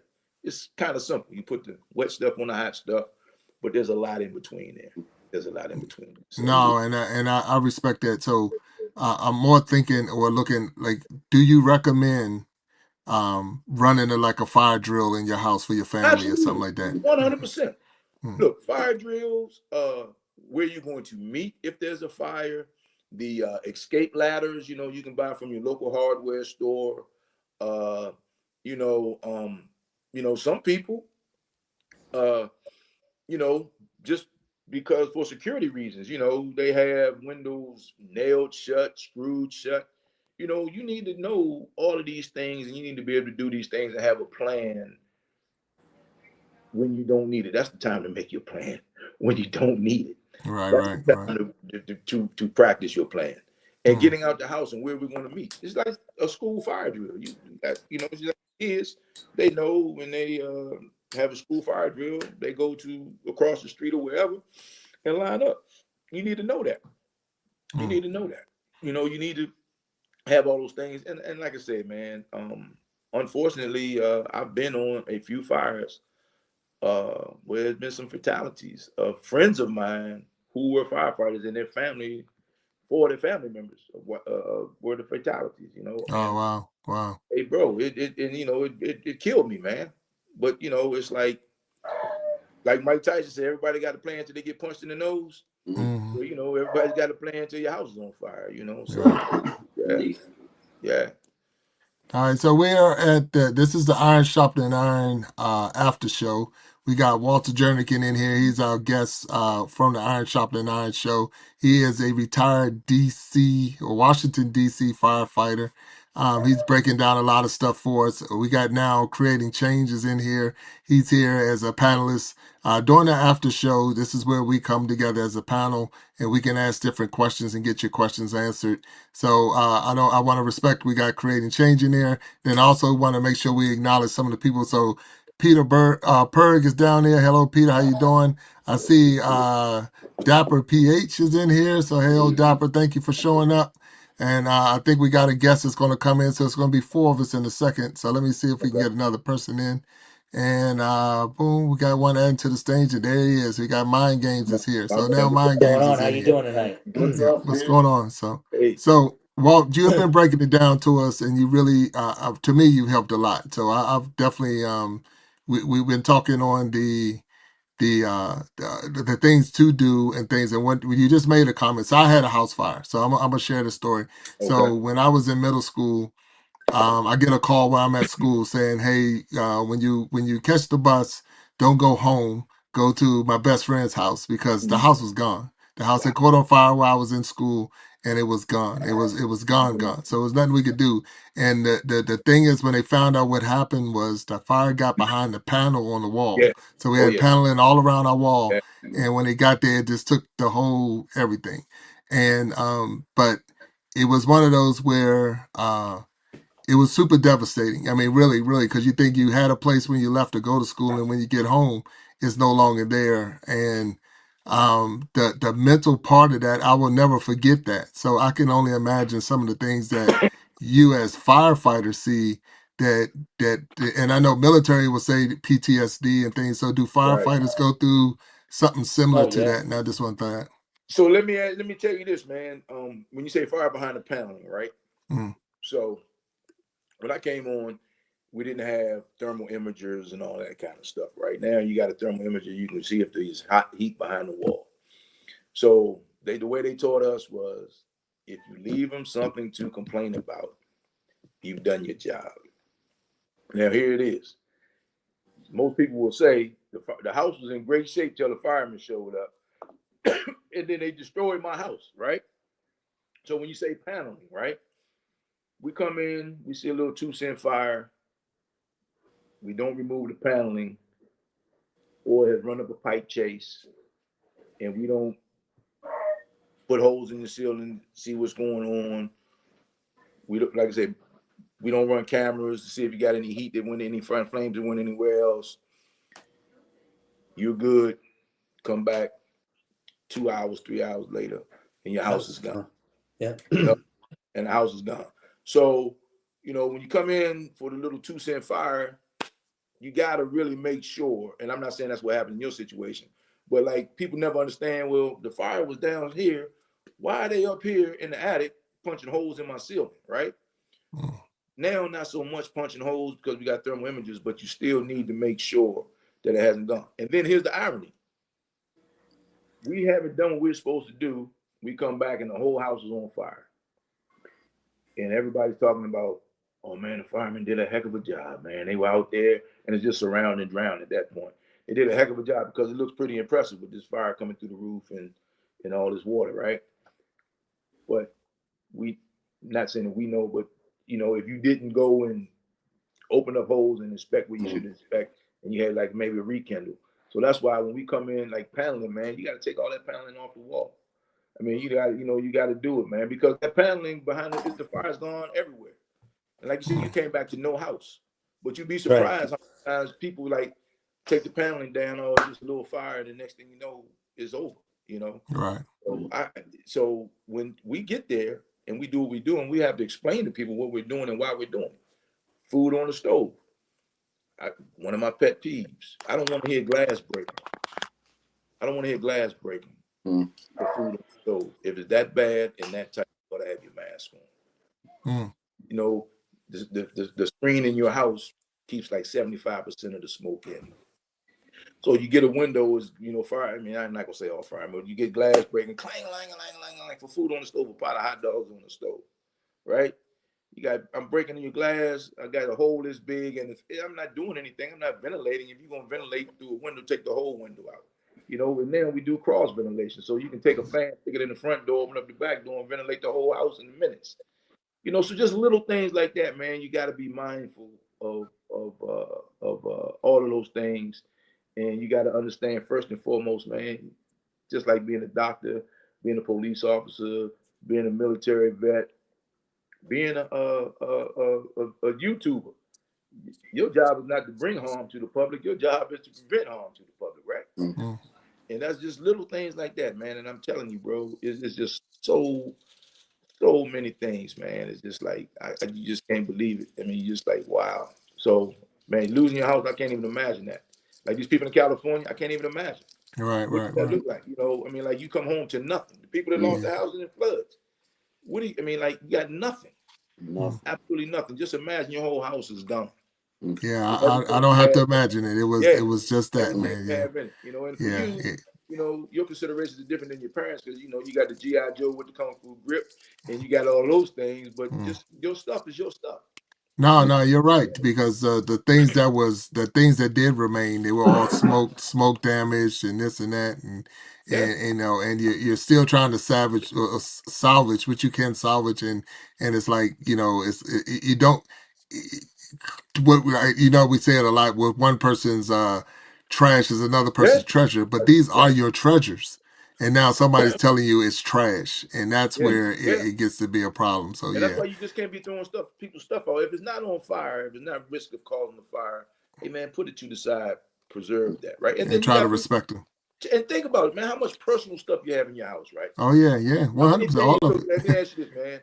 In your house right now, would you want your neighbors to come through and go through all your drawers, your junk drawer, your bathroom, medicine cabinet, your bedroom drawers, and all that, man? You got to respect that. I mean, you just Yeah. have to respect that. Hey, man, I got to ask, creating change. I got to ask you one question, man. You the Yes, guitar, sir. you the guitar player.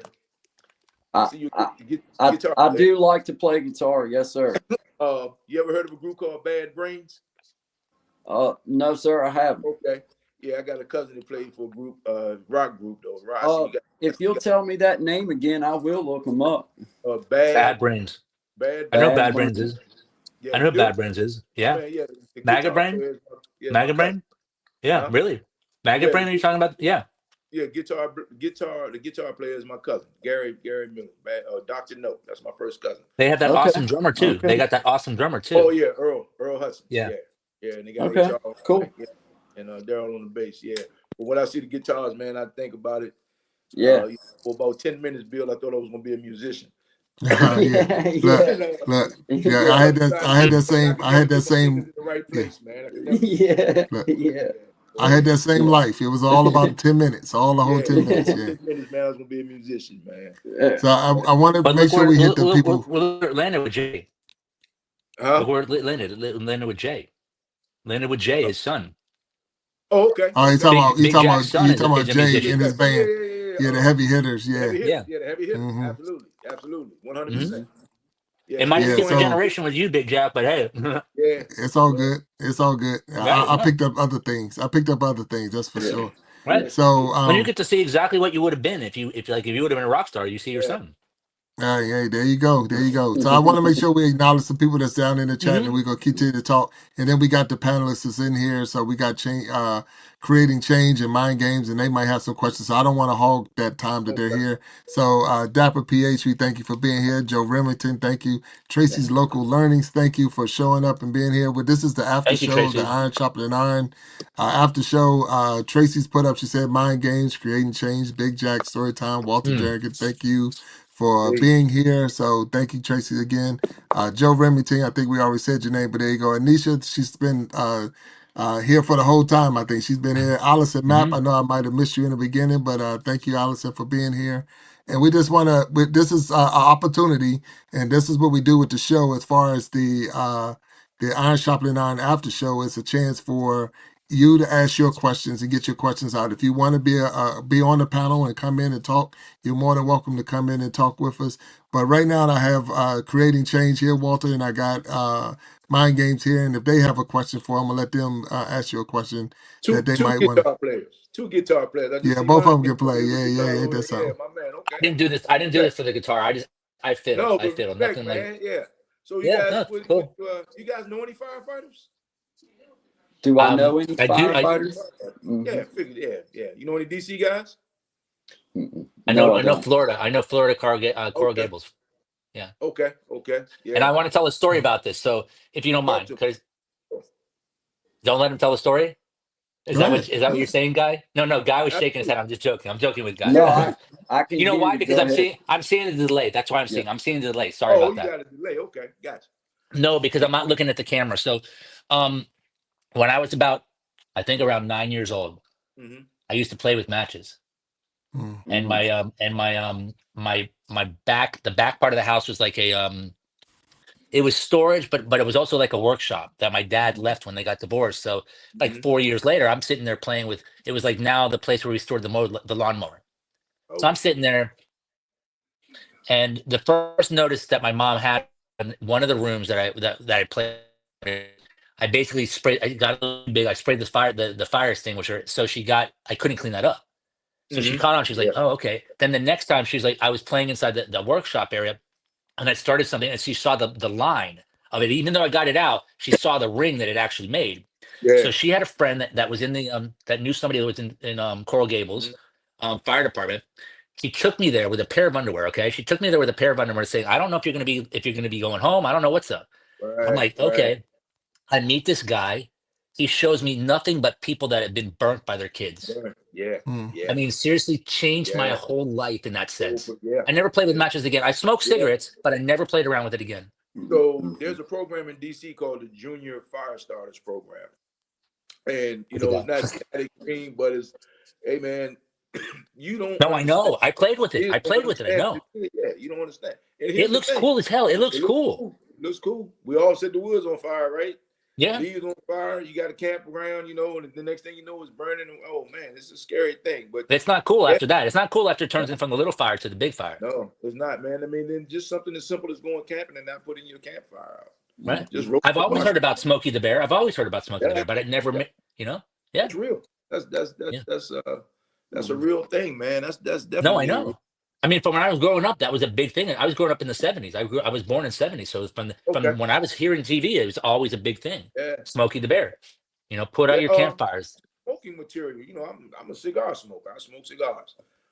Just smoking material, man. You'd be surprised, like people, hey man, you need a can, you need a water can, you need whatever, put it out. Make sure it's because you just leave it, put your ash in there, especially cigars because it's going to have to go out, right? But then Right. They're when bigger. They keep the fire there. They it ember. burns. Hey, but here's my hey, when you said underwear, this would make me think about something. Probably She was making me psychology think that I was going to go to jail. well, yeah, but probably the weirdest the weirdest fire that we potentially could have had was we ran an apartment building, and we get to this lady's house, man, and it's full of smoke. And we searched this house, man. We can't figure it out. We cannot figure out where the smoke is coming from. I mean, we cannot figure it out. We are there. Excuse me. All the walls are clear, but we got smoke, man. The house is full of smoke, and we can't figure out where it's coming from. And she said, all I did was go down to the laundry room, went and got my clothes, put them on the bed, left the house, forgot something, came back, and the house was full of smoke. And we could not figure it out. It was a weird smell. It wasn't like Class A materials. She took her clothes out of the dryer, had synthetic underwear. The heat was so hot. It was so hot from the dryer, and put all that stuff in there and just kind of balled it up in the knot so the heat never dissipated. Damn. And when we poured that laundry bag out, man, it was a whole wife just burning all her clothes. Dang. Really? Now, if she had left, Oh, the building would have been done. it would be done. I mean, That it's is 20 crazy. building. Yeah, and I mean, like Oh. little things like that. Like you just think about something like that, man. Just candles at night.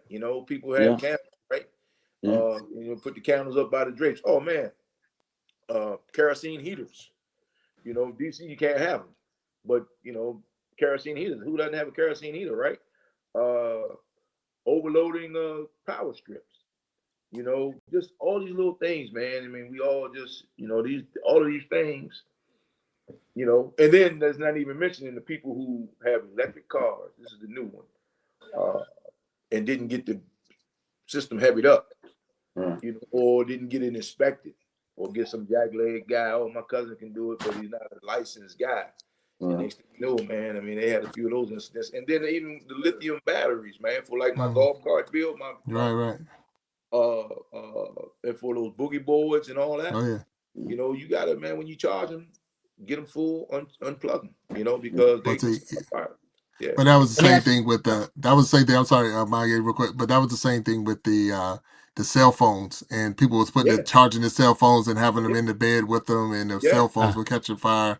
So that was another thing where you had to watch yourself. But when you was talking about the clothes dry thing, it brought me back. So I received in one of my videos, if you might see one of the videos I posted in YouTube, where it talks about when I was burned. It was my public service announcement because of the fact that I had a clothes dryer.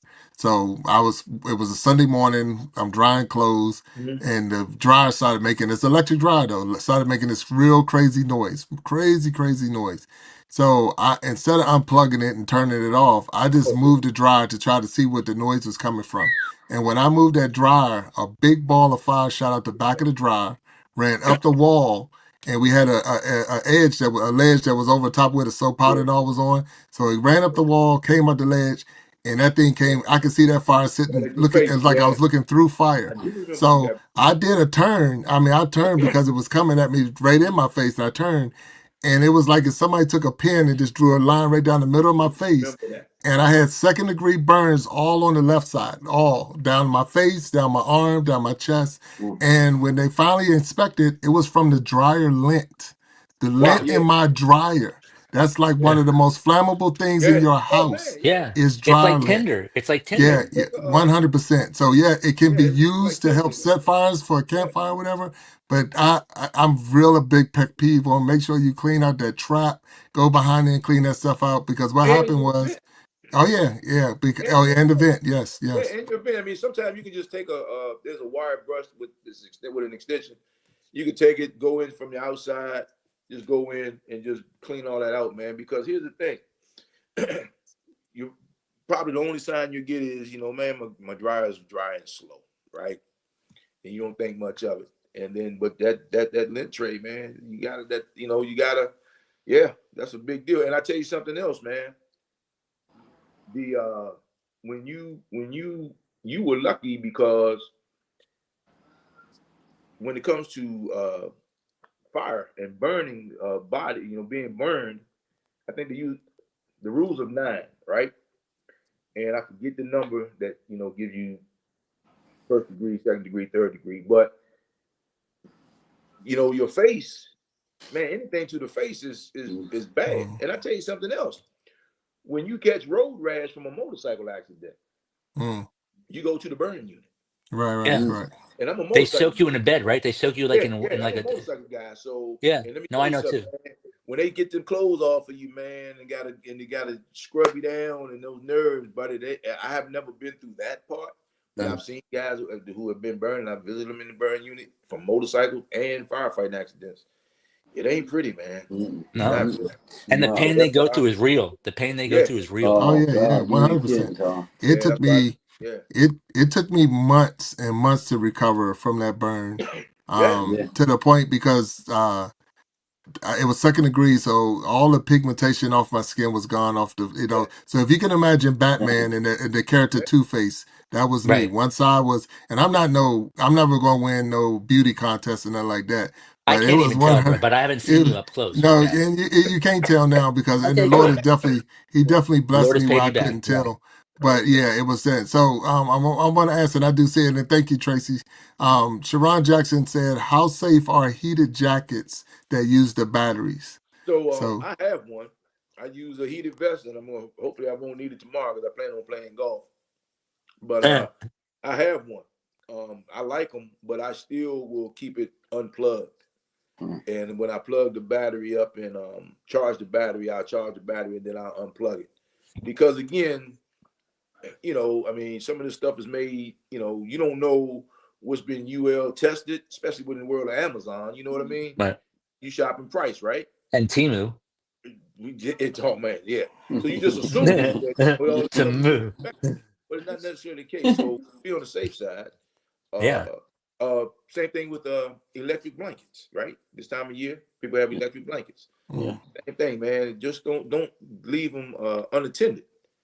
So if you're not using it, just unplug it. That's the best thing to do. Just unplug it. Thank you. Thank you. I was going to ask that question before, so just Yeah. unplug it. Thank you. Heaters, But space then, heaters, all that. You can't yeah, keep the space heater close to your curtains, Right. right. close to the chair. Oh man, weirdest thing I've ever seen. Not even one of the weirdest things. My next door neighbor, 5-gallon, and we can all, because I know we all did this because we all seemed like we were cutting up as kids. 5-gallon water jug is sitting up on his platform next to his AC unit. And the sun just happens to hit it like it's kind of like a magnifying glass back in the day, Right. right? I was going to say that. Yeah. Magnifying glass and burns your friend, right? We've all been there.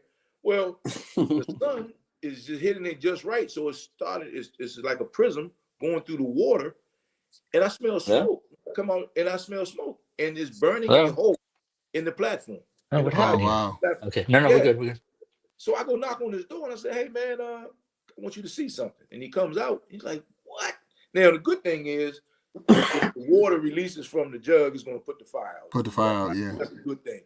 But I'm just like, man, you just never know. Like, if it all like right now, this month, I think the planet's supposed to be aligning. They did. Yeah, what they did last night, it looked pretty cool, right? Yeah, it did. Yeah, but like you said, man, sometimes everything that goes wrong, even with the plane crashing, every accident from your job, man, it's like when they do the study, when they go back and do the case study, when they go back and assess the whole thing and how this thing happened. This thing always happens. It just, in this particular case, it all happened at the same time. Yes. Think about car accidents, man. How many times? I mean, like people go through the beltway flying, cutting people off, yada yada yada, 70, 270. Yeah. It happens every day. But then one day somebody does it and it just lines up the wrong way, and then you got, God forbid, man, you got to pile up, Yes, sir. So yeah, you got to be mindful of all that, man. Yes, What was sir. the other question? So I'm gonna ask you. I'm gonna throw one at you, and I don't want to take away from the panel. So we got creating change here, and we got mind games here, and I don't want to hog Walt's time, but y'all here, and I'm good, you grown men. So if you got a question, you know how to get in there. So, but the Using deep my frying tactic. turkeys, the deep frying turkeys. Oh man, that's a great one. All right, man. So deep frying turkeys. All right.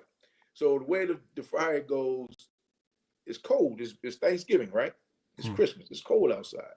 So I'm not going to put this fryer out on the concrete away from the house because hell, it's cold outside, right? So I'm gonna put it as close to the house so I can just get to it. Same with the gas grill. I just want to be able to go outside, get to it. Oh yeah, and by the way, I bought this turkey yesterday. Hell, man, I didn't know it was gonna take this long to thaw, right? Oh, Well, I mean, I'll just put it in the grease. frozen. Put this whole turkey, into the grease. Somebody has a bomb. It's like it's crazy, man. And then you would burn up your deck, like a townhouse community, right?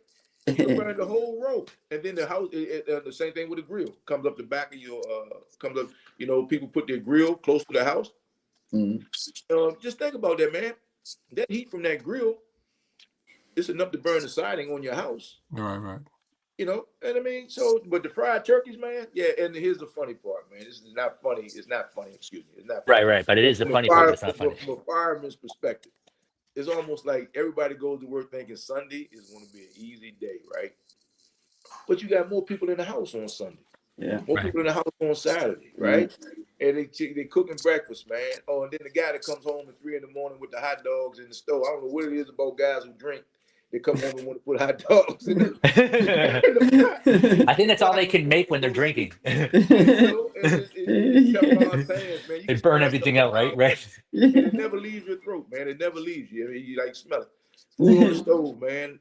The Teflon pan, you know, but the fried turkey, Bill. I mean, Yes. Big Jack. Yes, sir. Hey, bro.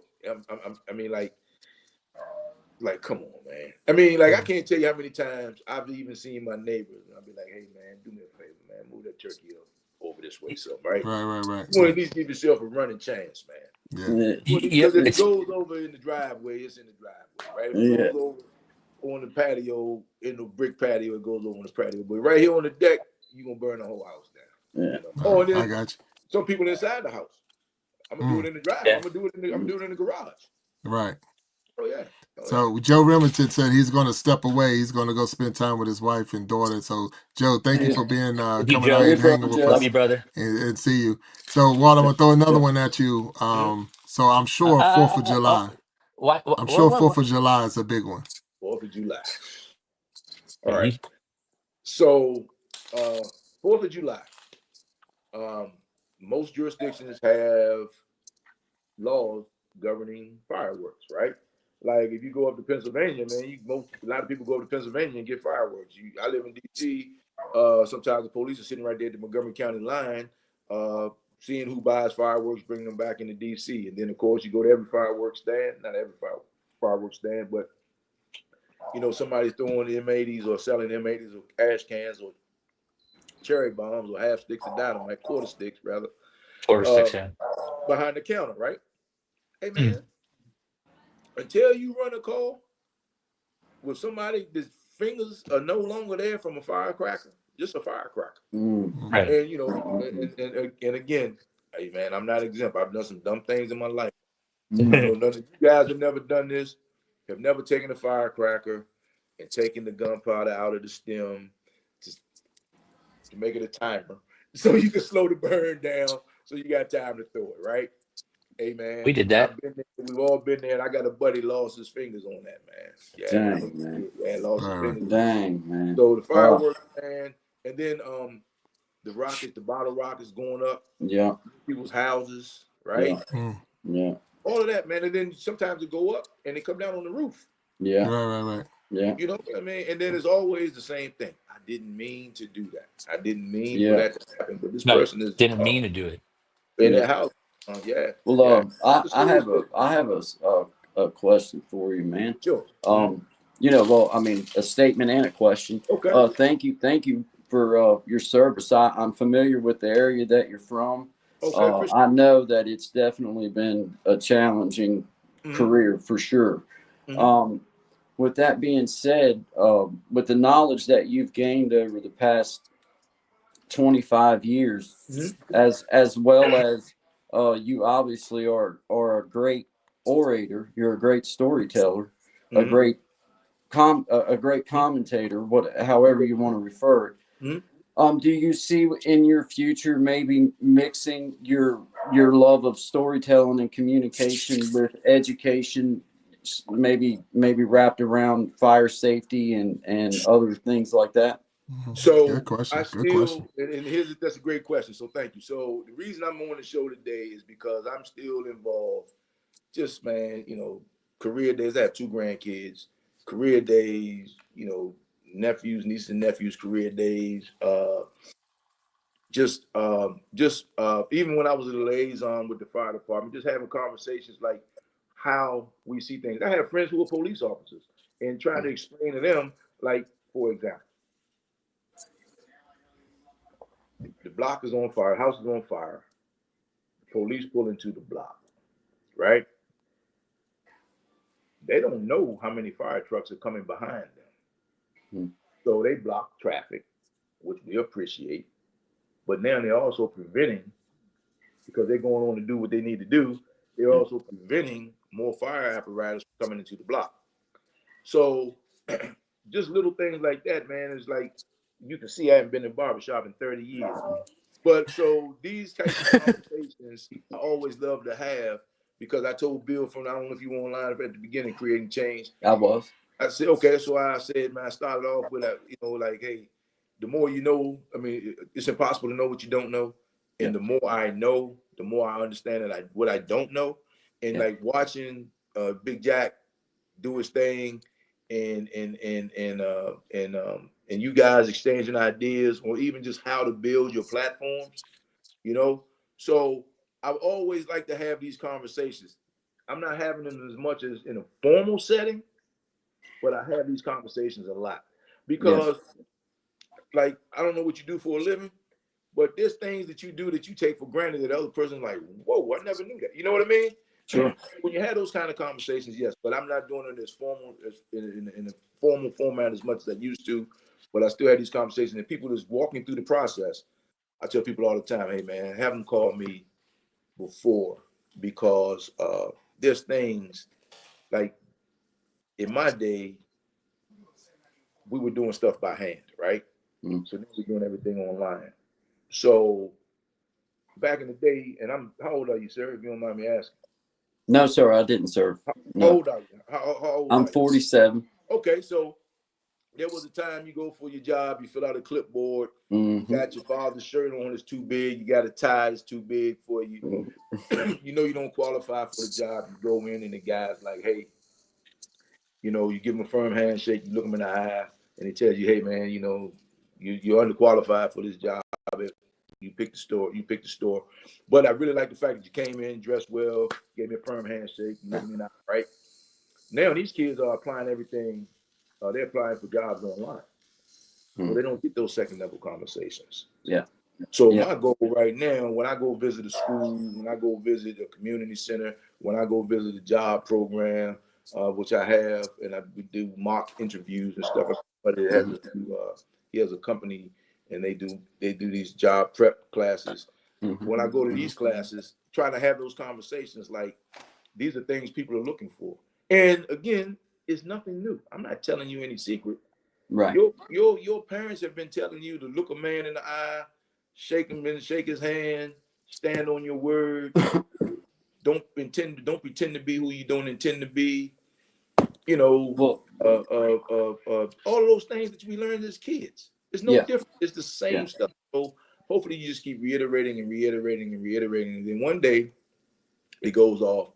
Yeah, that's what the guy was telling me. But you tell your kids that all the time. But if they hear it from Big Jack, it might make more sense. That's right. Well, and sometimes, you know, sometimes just the way somebody turns a phrase or the way that somebody can apply how it worked in their life or a story where it had, that's sometimes all it takes to resonate with someone that's seeking a message. Now, if someone's not wanting to hear it, they're just not wanting to hear it. Then I go ahead. And, you know, that's just the way that goes. But for those that do have an open heart, and even though they may not realize they're listening, you might tell a story that resonates and says, oh, okay, I see exactly, you know, like I understand why this is important now. So I have I have one more question for you. As a person who has served, and I'm sure has seen some very crazy and just terrible things and situations that you can't do anything about. I know that as a human, you can't do nothing about it. It's like, okay, that situation happened, but is there any advice for those of us that's had some traumas or had things that maybe, you know, maybe we just keep battling over and over and over again in our brain? Do you have things that you do to help you, or what do you do to help you get past some of those things? So I have golf, I have a motorcycle, I have grandkids, I have friends like Big Jack. I have these conversations. I have groups of guys that I talk to. We laugh, we joke, you know, we cut up on each other, the whole 9 yards. And man, here's the thing as men. This is just my opinion. I have no degrees in psychology. But here's the thing about men. As men, we don't have all the answers. And it's okay not to be okay. And society says that we are supposed to be this guy, this rough and tough guy. We're supposed to have all the answers, right? But the toughest guys, the toughest people in my life that I know are the people who are willing to admit that they're not okay.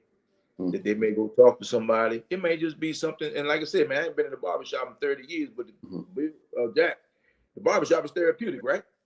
Oh yeah, oh The 100%, barbershop is yeah. therapeutic, man. You got to go in. Yeah, so I ain't been in the barbershop in 30 years. I may go get a shave, shape up, when I've got something big going on. But I haven't been to the barbershop in 30 years. And when I go through, I just go through it and I might go get this shaped up and I'm talking. I might be there all day just chopping it up. Yeah. So Yeah. to answer your question, advice is what you ask for when you already know the answer and wish you didn't, right? I mean, just in general. And like with these public safety jobs, especially public safety jobs, and I'll use police, firemen, and I'll use the military. When your job defines who you are, that's a problem. Right. That's a problem. That's a Right. real problem because, and I say not problem like in a bad way, but you got to separate from that. And that's why you find guys, because just working, we become conditioned. Yes, We become conditioned. You got a guys working for nothing. You got a guy that's maxed. Think about how many jobs where a guy has maxed out on his retirement. He can't get another dime. Right. It costs him money to come to work. Yes. But that thing that he's doing, that level of respect, responsibility, or authority, is making them feel like they can't leave because this thing defines them. Yes. It's the same way with golf, Big Jack. People cheat in golf. People cheat in life because, and it's even worse now with social media, because this thing defines you.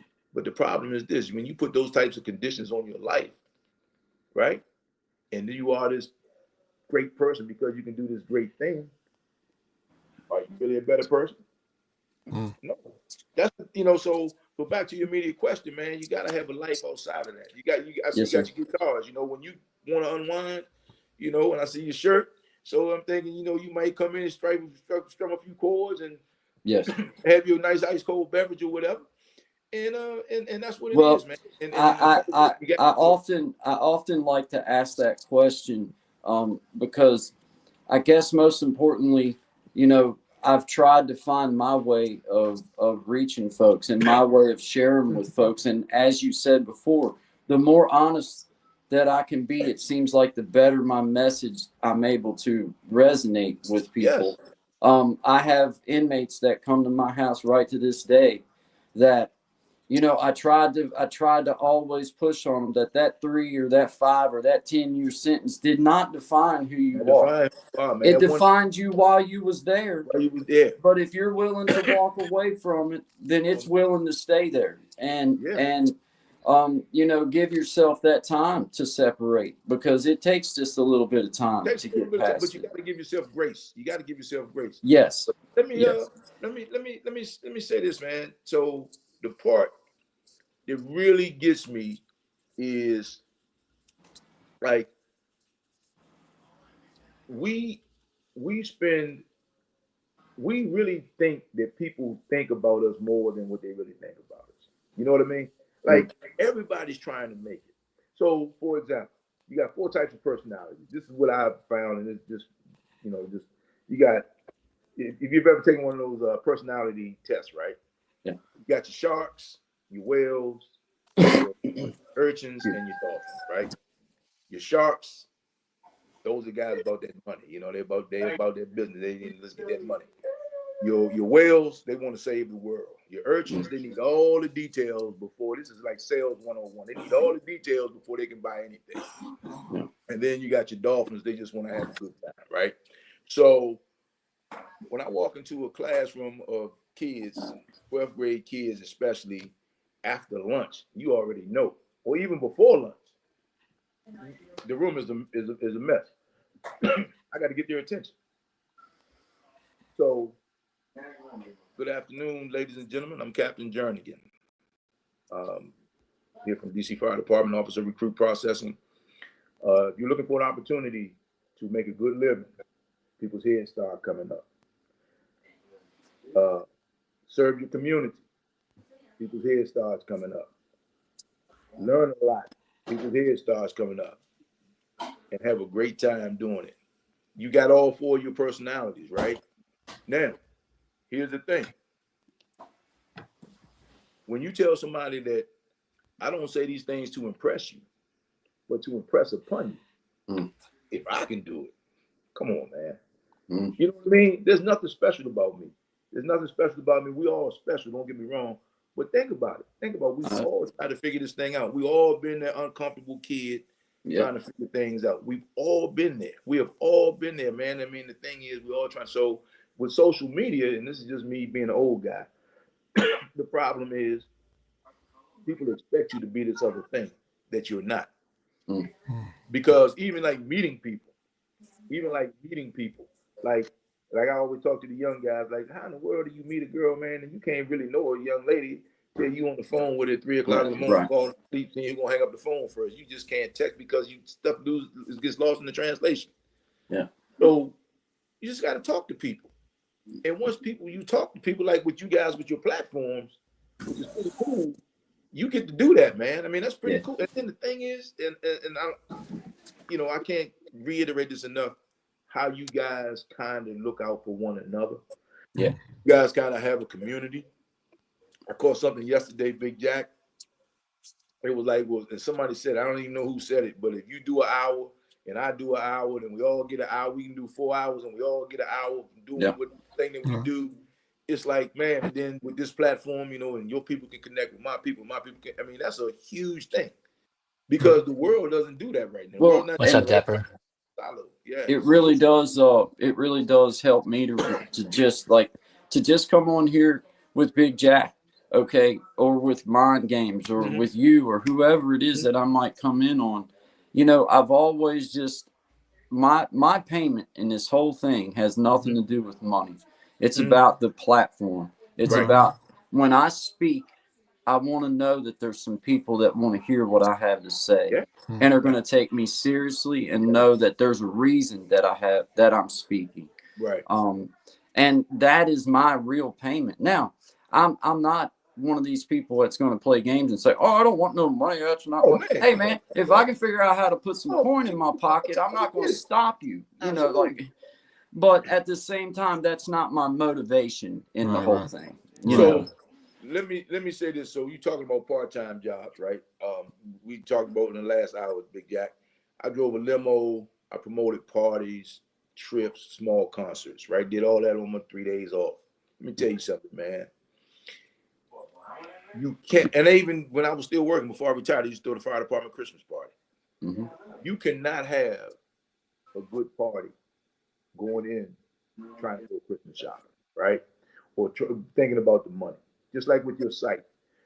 When you walk in with the idea of I need to monetize this thing, and this is just like, I don't give a daggone, man, if you were a bank robber. You got to respect the process. And I'm not saying people need to go rob banks, but the people who get caught doing stupid things is they take stupid chances because people get hurt, get caught taking stupid chances. Yeah.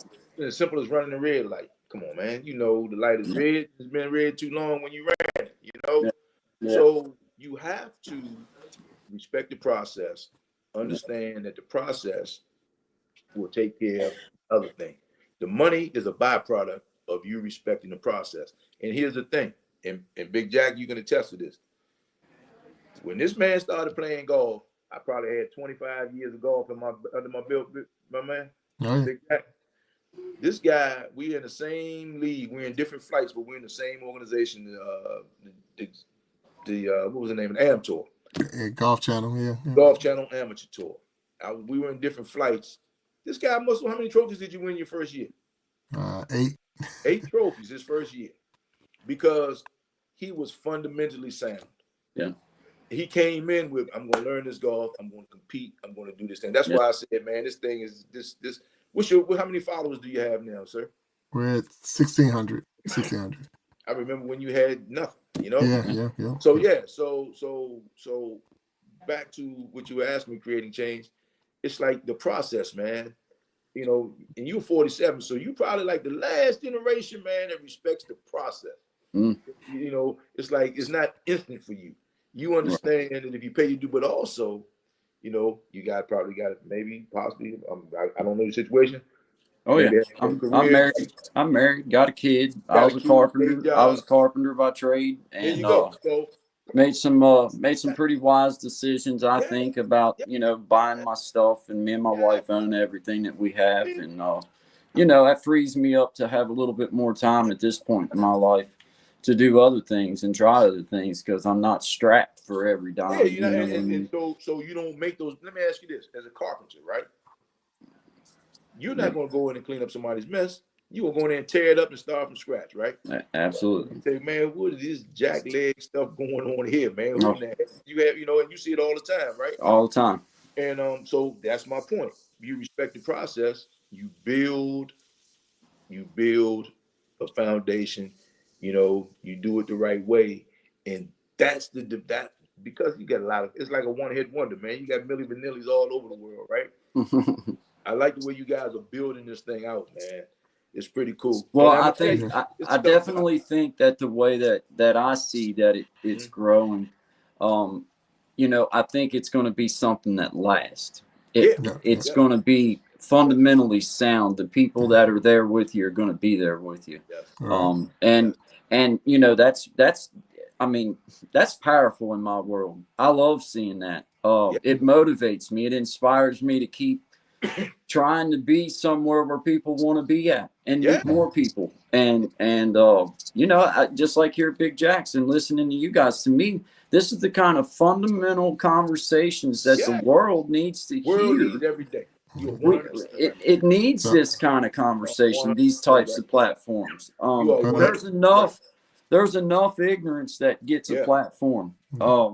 There's enough of it. But creating change and mind games and walk, I definitely don't want to put a halt to it. But we went through another hour, and just that fast, man. Yeah, hard to believe. But I'm gonna definitely have to end it because this is we were talking about the work-life balance and all of this. So I still want to make sure we do that. So I truly thank you all for being on here. I thank you, Creating Change, for coming into the panel. Mind Games, thanks for coming into the panel. One more second. Yeah. Can I say something? I'm going to be going live at 10. So if anybody wants to join, Mind Games is going live at 10, so make sure y'all go over to Mind Games channel at 10. Thank you very much. Walter, I want to say thank you. Can I say one more thing really quick? Can I just get one more piece of information from Walter? So Walter, you were saying something about the electric vehicles. I heard that if a Tesla or one of those electric vehicles catch on fire, like on the highway, it takes 5 or 6 times the amount of water to put out a fire of a and you got to be there for 24 hours. You got to watch it because it will reunite. It's the same way with those electric buses. You get a battery bank, it's a different deal, and it's just like you got it's a different deal, man. But it's there's a lot to it. Hey, is that why they're putting fire hydrants on the highway now? Well, I mean, sometimes it's just a matter of access. Sometimes it's just a matter of you have car fire you need because you don't have to shuttle water in. Like I live in DC. So, you just got a hydrant on every corner, and one in the middle of the block. You go to some neighborhoods, you don't have one on every corner. You go to some, when you're riding around on the highway, you'll see sometimes they have fire department access so they can have water out there because if not, you got to shuttle water in. So it's just, man, it's just, you never know. But what I did do was took a screenshot. So Mind Games Creating Change, what is your page? Creating Change is mine. Creating Change, okay, but at Creating Change? Yes. Gotcha. GB. Okay, cool. At Creating Change GB. Gotcha. Okay, cool. Yeah. And just so you know, sir, my name is Guy. Guy, got you, my man. Yep. Hey, man, look, nice to meet you, man. This conversation was pretty cool. Hey, Big Jack, thank you so much, man. I hope I did. Thank you, Big Jack. Thank you, Walter. Thank you, Creating Change guy. Thank you, Todd. Have a good one, brother. I'll be over. Yes, sir. You guys be safe. We'll see you guys later on. No, 100%. Thanks for having me, brother. Thank everyone, and I thank you all for sure. I thank you all. Appreciate you, brother. Absolutely. So, Walt, I'm gonna pull them out real quick, Walt. Okay. And it's gonna be me and you. Okay. All right, Walt. I definitely want to thank you for being on the Iron Sharpening Iron show. I want to thank you for being in the after show with me. I want to thank everyone who came in to the chat. So I see Allison Mapp still here. I see Niecy Jackson. I see Dapper PH. All of you, thank you. Tracy's Local Learnings and the Heavy Hitters Band. So that's my son, the Heavy Hitters Band. He's So in heavy there. hitters, man, I gotta get this schedule. I gotta get Yeah, this yeah, yeah. schedule. So Are he's in they ever there. come this way or it's gonna be Sharon. up quick? Yeah, when they come in, I'll let you know so we can go check them out. Yeah. Let's go Sharon check them out. Jackson, thank you for being there. You know who that is. Yeah. Everyone else, thank you again for being here. Every Wednesday, every Sunday, 7 p.m. Eastern Time is when we do the Iron Sharpening Iron show. And then we go on into the after show, which we did today, and you saw it. Thank you, thank you, thank you, thank you all for being here. I want you to ask, again, we are stronger together. That if each one would just reach one, we can all grow and glow. But until next time, I love you all. Peace. Thank you. Walt, thank you, man. I'll Hey, talk man, to you. thank you, sir. And hey, man, I'm proud of you. Great show. I appreciate it, bro. Thank Yes, you. sir. Okay.